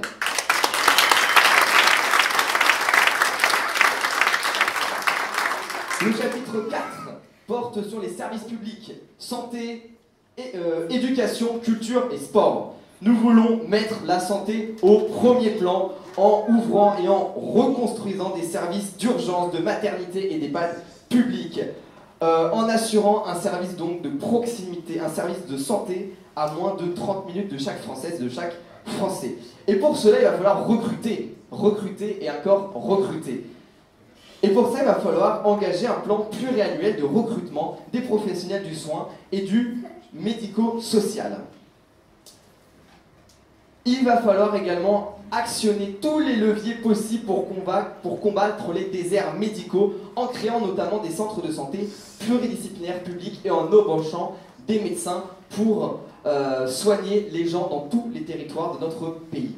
Nous voulons créer 10 000 places en EHPAD public sur les 5 ans et ouvrir 500 000 places en crèche. Pour retrouver l'école de la République, je ne le développerai pas énormément puisque François nous en a très bien parlé, mais nous voulons qu'il n'y ait pas plus de 19 élèves par classe et le plus vite possible, notamment dans les zones relevant de l'éducation prioritaire. Nous voulons abroger les réformes Blanquer et supprimer Parcoursup et augmenter le nombre de lycées professionnels agricoles publics pour mettre le paquet sur les filières professionnelles qui répondent notamment à la main-d'œuvre pour la bifurcation écologique et sociale.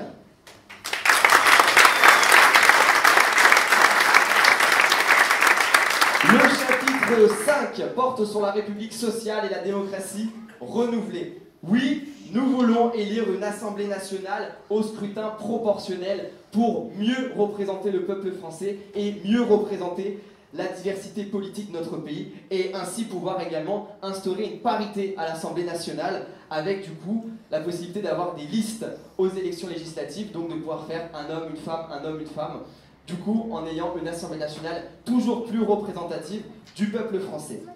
Nous voulons instaurer un référendum d'initiative citoyenne et reconnaître le vote blanc. Donc ça c'est des belles mesures, mais on veut aller bien plus loin, puisqu'on veut mettre fin à la monarchie présidentielle avec le passage à une 6e république dont le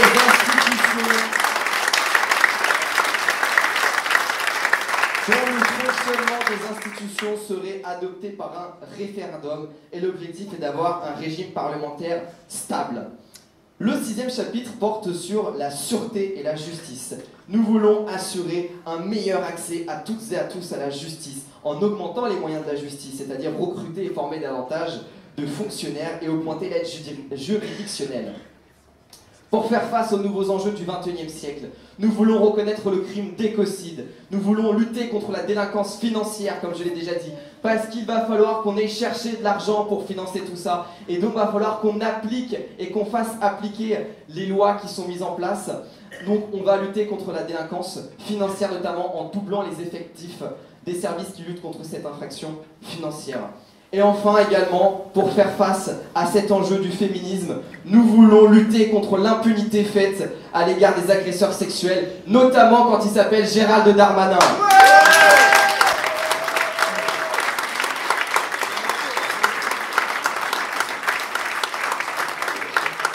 Concernant les gardiens de la paix, aujourd'hui on m'a posé une question. On m'a dit, est-ce que c'est normal que Jean-Luc Mélenchon dise « la police tue » Eh bien, je ne vais même pas y répondre, mais tout ce que je peux vous dire, c'est que dans 5 ans, on ne pourra plus dire ça, parce qu'on va mettre fin à ces violences policières en rétablissant une police de proximité, en réorientant les missions de la police nationale pour assurer un vrai lien avec les populations. Et nous allons également éradiquer la politique du chiffre pour avoir une police républicaine de la bienveillance et pour retrouver les gardiens de la paix.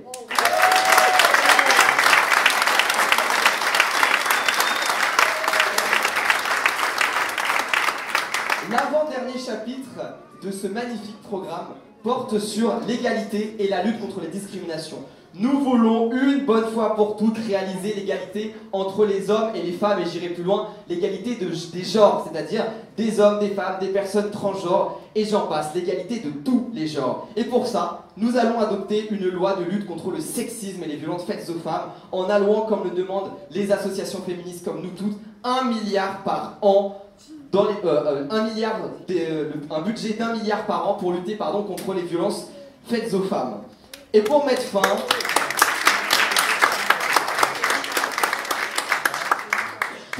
aux inégalités salariales entre les hommes et les femmes, c'est pas très compliqué. On va mettre en place des sanctions pénales et financières, c'est-à-dire des amendes, des refus d'attribution de marchés publics, et créer des commissions de contrôle de salariés dans les entreprises. Ça veut dire que si un patron il paye différemment un homme, une femme au sein de son entreprise alors qu'ils font le même travail, eh bien il va le payer cher.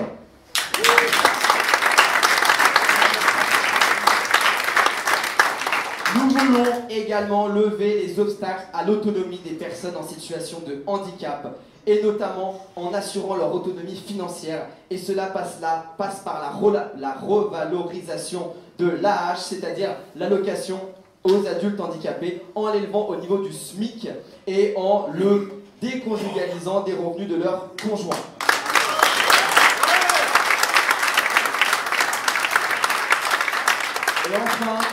Et enfin, je le dis à tous les meetings, mais cette partie-là, j'ai des raccourcis, parce que à titre personnel, j'aime pas ça. Quand on parle de ça, on dit on va lancer un grand plan, on va faire des grandes sensibilisations en ce qui concerne le racisme, l'antisémitisme, l'homophobie, la transphobie et l'islamophobie. Je ne peux pas vous promettre que dans 5 ans, ces horreurs n'auront plus lieu en France. C'est pas possible, il y en aura toujours. Par contre, ce que je peux vous promettre, c'est que j'aurai une tolérance zéro contre les islamophobistes, contre les racistes, contre les homophobes, contre les personnes qui violentent des gens pour leurs différences. Ça, ce sera terminé. Je ne veux plus tolérer ces personnes comme ça. Je ne veux impunité. Stop à l'impunité contre les racistes, les antisémites et les homophobes.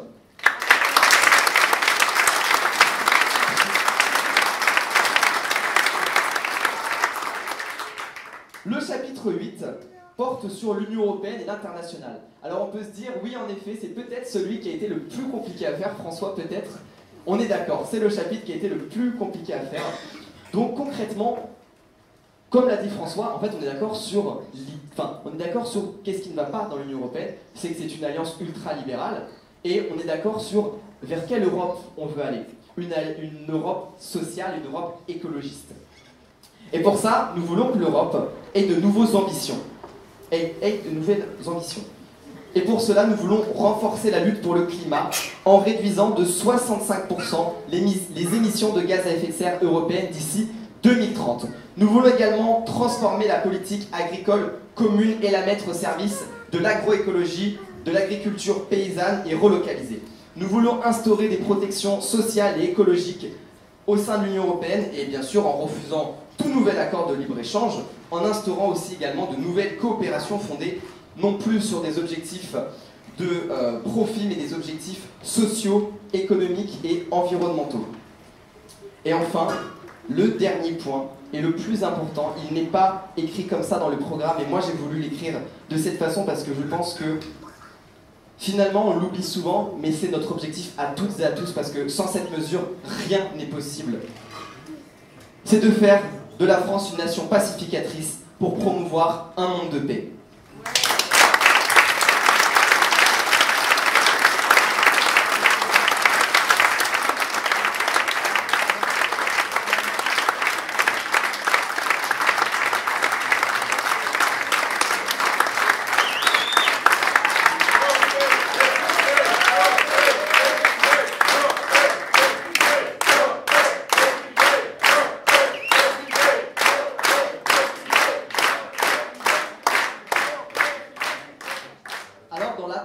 Circonscription du Loir-et-Cher, il y a 9 candidats et candidates. Et j'aimerais quand même passer quelques mots à nos adversaires, surtout quand on ne les croise pas de la campagne, à part sur les réseaux sociaux pour insulter notre jeunesse. Donc j'aimerais leur passer un petit mot si vous écoutez ce soir. Bon, j'ai ici les petites petits tracts qu'on reçoit dans les boîtes aux lettres. Ça y est, on les a reçus, les professions de foi. Bon, il y a la nôtre, je vais pas vous la détailler, on la connaît. Alors, donc on a les 8 autres candidats. Alors on a le mouvement de la ruralité. Alors on rigole bien, hein. Le mouvement de la ruralité, c'est ceux qui s'appelaient chasse, pêche, nature et tradition. CPNT. Oh, plus honnêtement, on peut renommer leur parti en chasse cruelle, pêche intensive, nature sacrifiée et tradition dépassée. C'est ça la réalité du mouvement de la ruralité. Alors on a une petite surprise, l'écologie au centre. Alors je tiens à dire que l'écologie sans lutte des classes, c'est du jardinage. Donc l'écologie au centre, ça n'existe pas. Alors je vais pas trop les attaquer parce qu'ils sont plus radicaux que nous, mais avant de faire la révolution dans les rues, avec la NUPS, faites-la dans les urnes.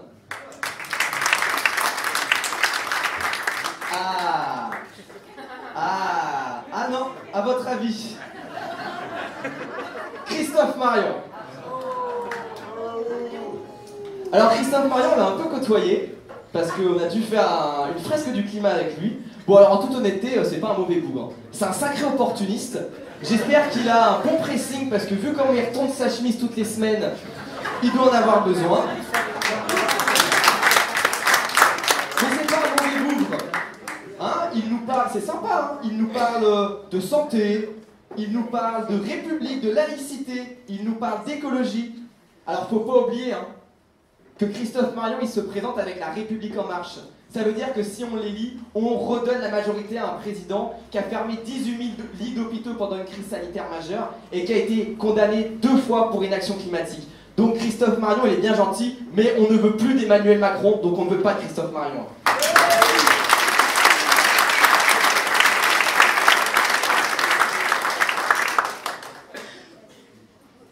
Alors on est bien content qu'elle parte divisée, hein. L'extrême droite, bon, on va pas en parler, hein. Leur vieux monde complètement dépassé, moribonde, raciste, islamophobe. Et puis de toute façon, il n'y a pas grand chose à dire sur eux, on les a pas vus de la campagne. On sait même pas qui c'est, la candidate de Reconquête, on l'a jamais vue. Les seules fois où on a vu des militants de Reconquête, c'était des petits jeunes qui venaient nous insulter d'islamo-gauchistes sur les réseaux sociaux. Donc j'ai pas grand chose à dire sur eux, puisqu'ils n'ont pas fait campagne. Donc, au revoir.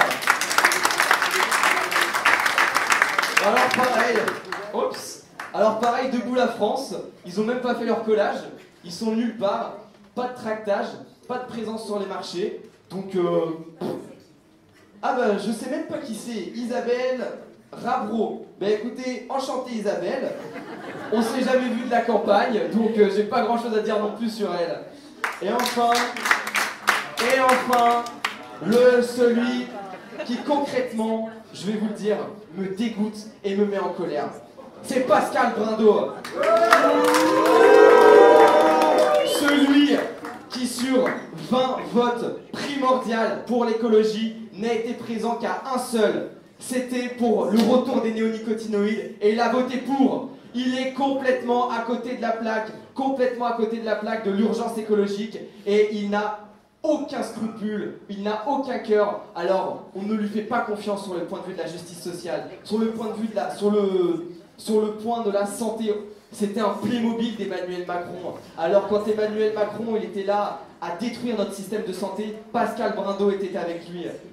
Ce Pascal Brindot qui n'a absolument aucun argument à part m'attaquer sur mon âge, qui n'a absolument rien à dire, à part à faire croire qu'à cause de moi, des emplois sont supprimés à mer, alors que c'est faux, puisque un emploi créé en plateforme logistique en supprime de ailleurs. Donc, monsieur Brindot, je n'ai pas supprimé 500 emplois à mer, j'en ai sauvé 1000 en France.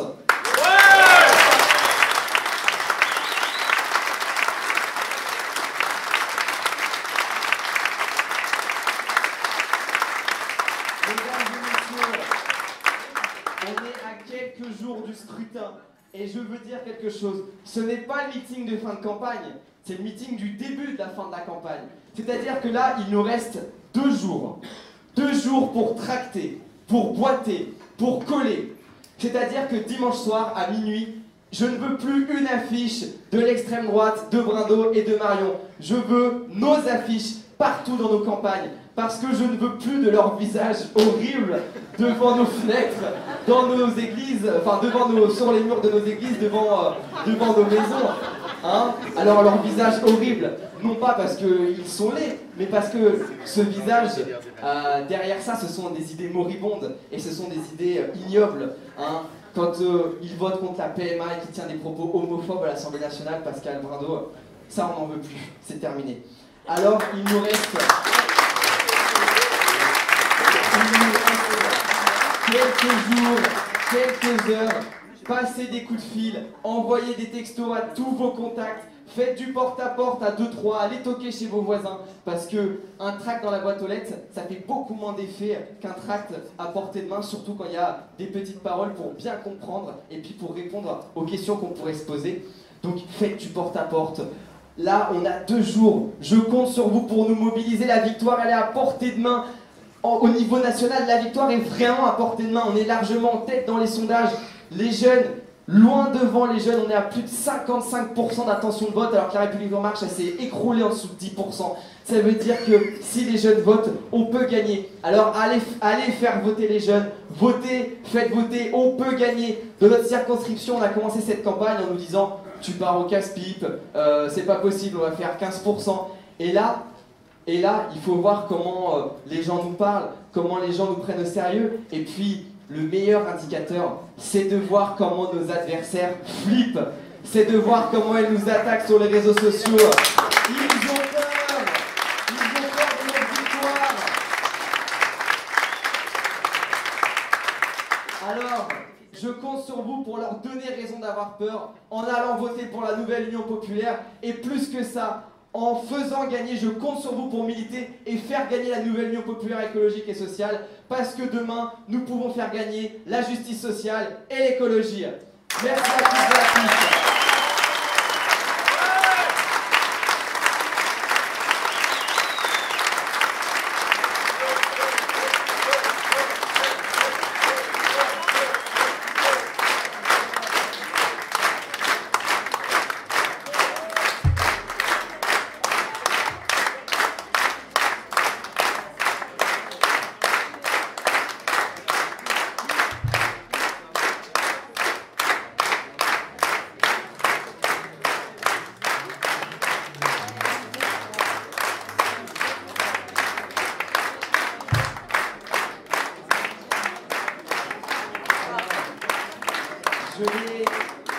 Je ne l'ai pas fait dans ce discours parce que nous serons au 2e tour et donc j'aurai l'occasion de le faire au 2e tour. Mais je remercie évidemment tous les militantes et les militants qui se sont donnés nuit et jour, parfois on fait des nuits blanches pour faire des vidéos, pour organiser des meetings, pour aller faire du collage. Toutes celles et ceux qui viennent de passer un mois de leur vie pour faire gagner l'écologie et la justice sociale. Donc je les remercie ce soir. Je ne l'ai pas fait avant parce que j'espère pouvoir les remercier plutôt après le premier tour.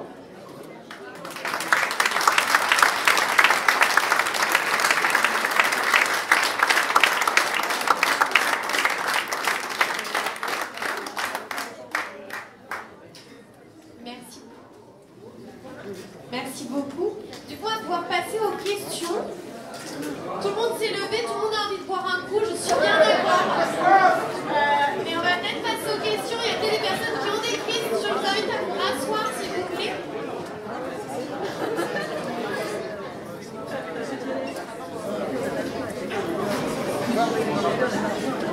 Ouais, comment on fait pour répondre au second? C'est plus marrant. Sinon, on a vu.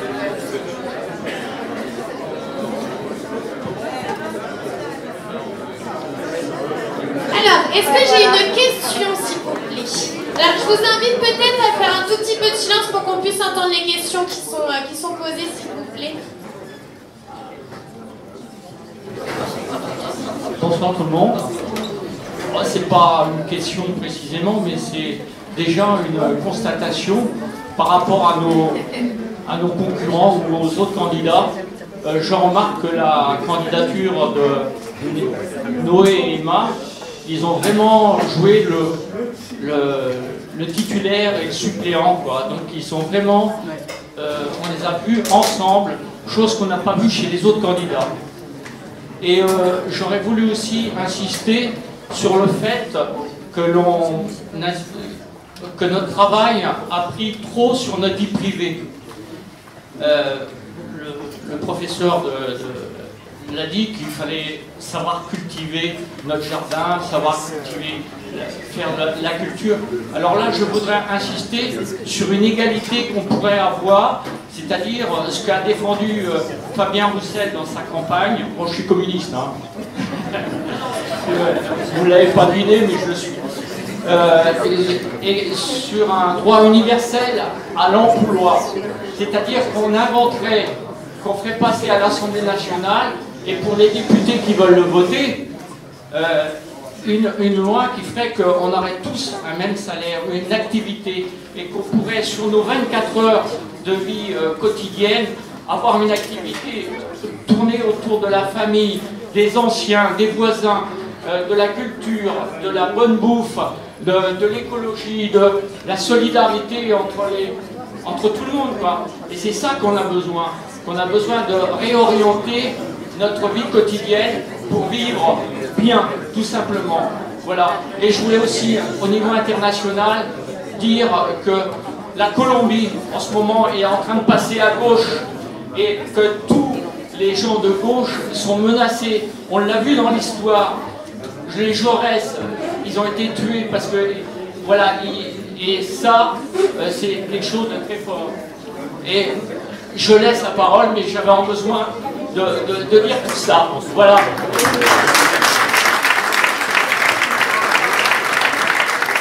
Oui, bonsoir tout le monde, c'est Madame Nadi, je suis militante associative. J'ai juste un mot à dire, quand j'ai appris la candidature de Noé Petit et Emma, je me dis, tiens, ce jeune, très très jeune, il aura besoin qu'on l'accompagne, qu'on va essayer de lui montrer qu'est-ce que c'est que la politique. Mais ce soir, j'ai appris que ce petit Noé, c'est lui qui va nous accompagner, c'est toi qui va nous montrer le droit. Et je suis fière de vous, fière de la jeunesse. Et c'est vrai que vous avez dit trop de choses ce soir, qu'on n'a pas à le redire. Sauf que ce soir, j'ai appris qu'il y a pas mal quand même des points à travailler. Mais tout ce que je peux vous dire, que la pénurie des profs, c'est une catastrophe. La pénurie des médecins, aides-soignants, des infirmières, les hôpitaux qui se ferment, comme l'hôpital Bichat et Beaujon à Paris, qui font un travail extraordinaire. Ils sont au cours de la fermeture et ils auront besoin de nous. La fonction publique qui est vraiment à l'achevé, qui est vraiment à la mort, quand même de nos jours. Et j'aimerais donc que tout le monde soit là et faire attention à la technologie actuelle qui est en train de nous bouffer. Tout ce qu'on fait sur les réseaux sociaux, c'est bien, mais tout ce qu'on fait comme déclaration, impôts, la sécu, etc., ça bouffe les salariés et on tue un salarié en même temps. Bonsoir à tout le monde.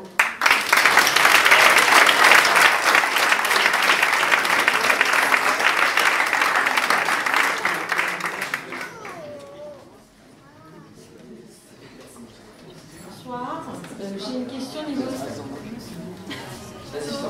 de la convention métallurgique du Loir-et-Cher. J'ai observé, parce que je fais partie de la métallurgie du Loir-et-Cher, n'est pas la même que la convention métallurgique nationale.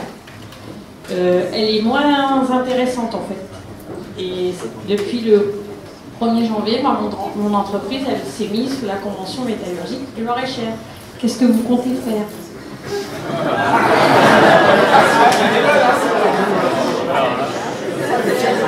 Eh bien, déjà, demain, en tant que député, demain si je suis député, déjà quand on entend des alertes comme ça, on va rencontrer les gens, on écoute parce que moi, je veux dire sincèrement, ce sujet-là, je ne le maîtrise pas, je ne le connais pas actuellement. Donc justement, le sujet d'un député, et comme beaucoup de députés, quand on est élu, on ne peut pas tout savoir. Alors le rôle, il y en a quand ils savent pas, ils viennent pas, ou ils partent à la buvette pendant le vote.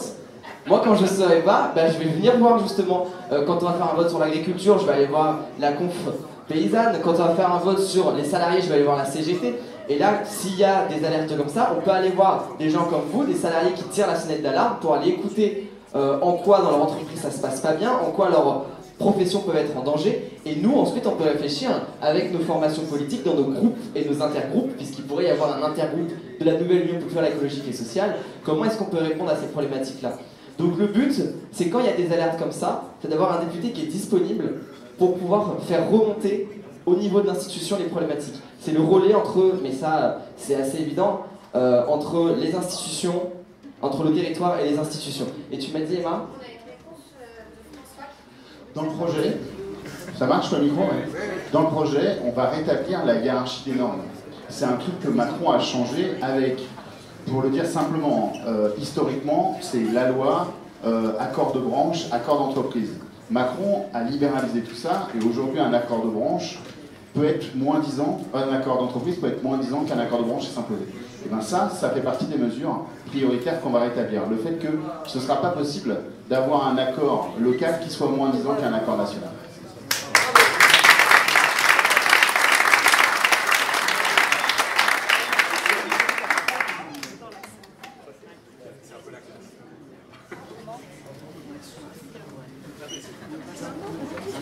Une toute petite question par rapport à la redevance audiovisuelle et ce que deviendrait, dans le cadre d'un changement que je souhaite au niveau du Parlement, par rapport à l'audiovisuel public, parce que la redevance audiovisuelle, malgré tout, elle permet l'indépendance de ce service public et que je pense toute l'Europe nous envie.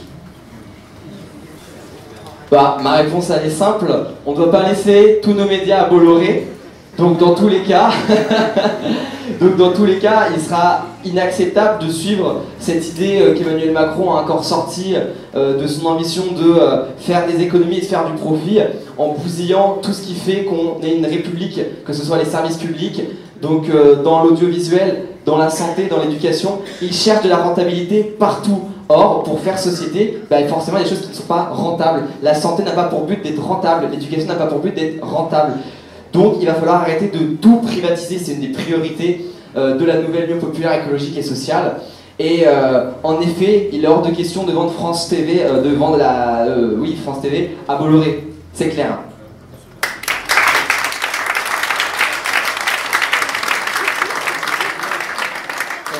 Moi, c'était pour finir sur une note admirative, parce que à 64 ans, ça fait 42 ans que je suis écolo, que j'essaye, que j'espère que j'agis dans mon coin avec mon petit vélo. Et là, c'est la première fois que j'ai un véritable espoir. Voilà.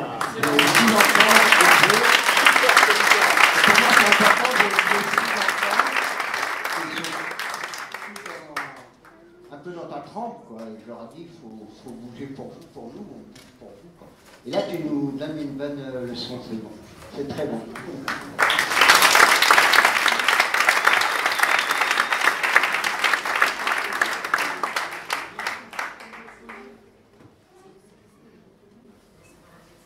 Bonjour, je m'appelle Julie.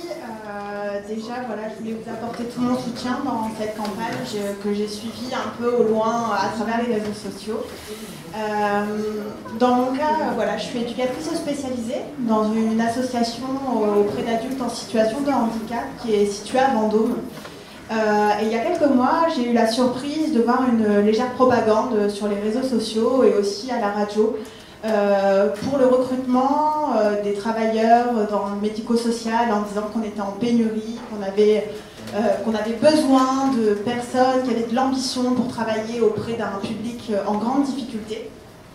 Et je voulais simplement, voilà, parce qu'on n'en parle pas beaucoup, on parle beaucoup des conditions dans les hôpitaux, dans les services publics. Moi, je suis dans une association dans le secteur privé. Et quand j'ai vu cette propagande, j'étais franchement hyper en colère contre le gouvernement. Je le suis depuis 5 ans et au résultat des présidentielles, j'étais complètement en rage. Et je voulais simplement vous rappeler de ne pas oublier aussi tous les professionnels du médico-social qui sont aujourd'hui écartés à cause de l'obligation vaccinale. On a beaucoup de collègues qui sont partis par conviction, par rapport à leur santé, sur le fait qu'ils ne voulaient pas être vaccinés et qui sont aujourd'hui empêchés de travailler alors qu'ils ont la volonté de le faire et qui sont aujourd'hui au chômage. Et aujourd'hui, dans notre association et dans toutes les associations au niveau du Loir-et-Cher, on est franchement en grande difficulté au niveau des recrutements Et forcément, ça a un impact sur les personnes qu'on accompagne et pour les personnes, là, dans mon cas, pour les adultes en situation de handicap. Et voilà, je voulais passer ce message aujourd'hui en nommant à mon titre d'éducatrice spécialisée qui se bat tous les jours avec des conditions de travail qui sont vraiment compliquées. Et aussi pour tous les collègues qui sont laissés derrière aujourd'hui et qui attendent qu'une chose, c'est que l'obligation vaccinale soit retirée pour retravailler dans de bonnes conditions. Voilà.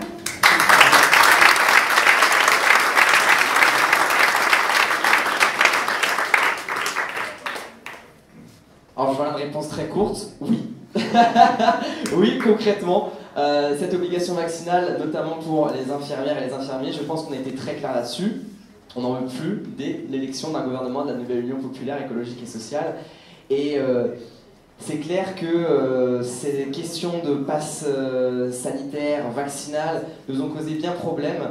Et je pense qu'il y a eu beaucoup de rumeurs qui ont pu être véhiculées par les médias sur les positions des différents partis politiques. Or, ici, on a toujours été contre le pass vaccinal, sanitaire, et donc notre ligne, elle reste claire sur cette position. On n'en veut pas, et ce qu'il en reste, notamment auprès des infirmières et des infirmiers qui sont encore sur le banc de touche à cause de cette obligation, dès notre arrivée au pouvoir, on trouvera la solution pour répondre à cette problématique-là. Et je pense qu'on a été très clair et que Jean-Luc Mélenchon, notamment, était très clair sur ça. Donc oui, concrètement.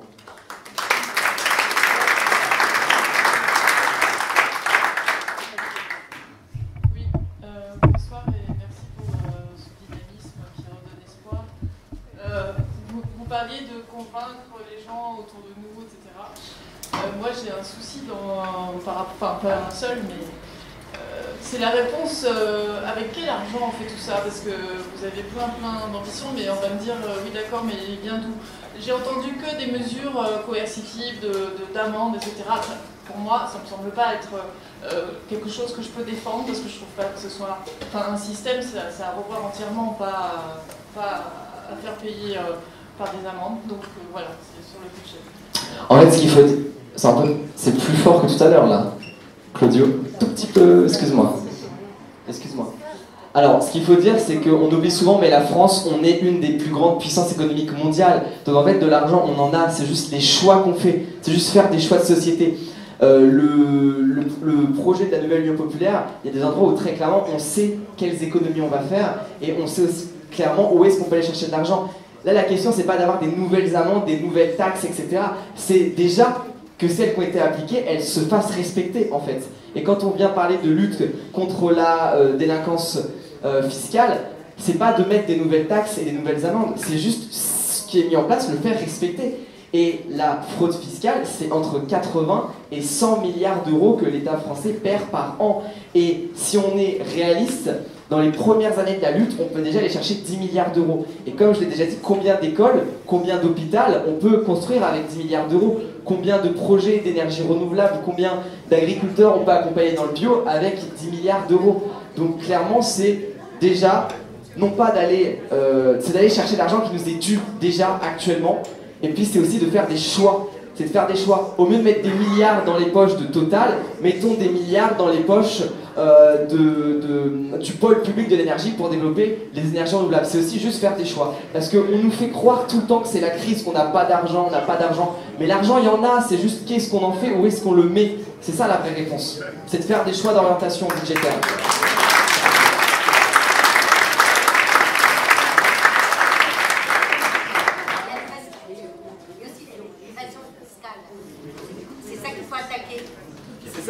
C'est ça. Oula. La délinquance financière, c'est ça, c'est l'évasion fiscale. Ça veut dire que dans tous les paradis fiscaux, tous ceux qui vont cacher leur pognon alors qu'ils doivent de l'argent, il va falloir aller... C'est pas parce qu'on nous dit ah mais vous allez encore chasser les riches, c'est pas ça. C'est juste faire respecter les lois. Il va falloir faire respecter les lois. C'est pour ça qu'on veut une justice forte, très forte, et notamment sur la délinquance financière. D'autres questions?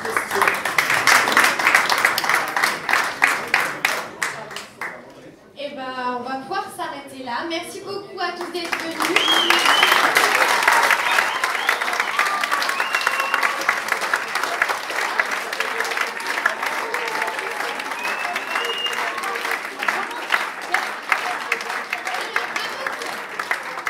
Avant que vous partiez, parce que sinon je peux me faire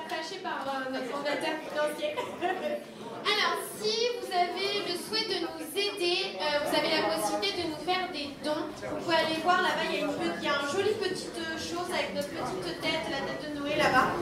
Vous pouvez y aller, il y a notre mandataire financier qui sera prêt à vous recevoir si vous avez l'envie de nous aider.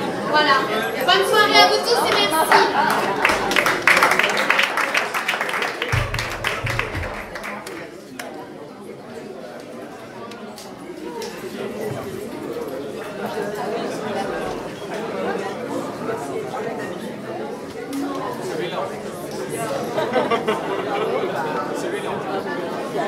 Ah,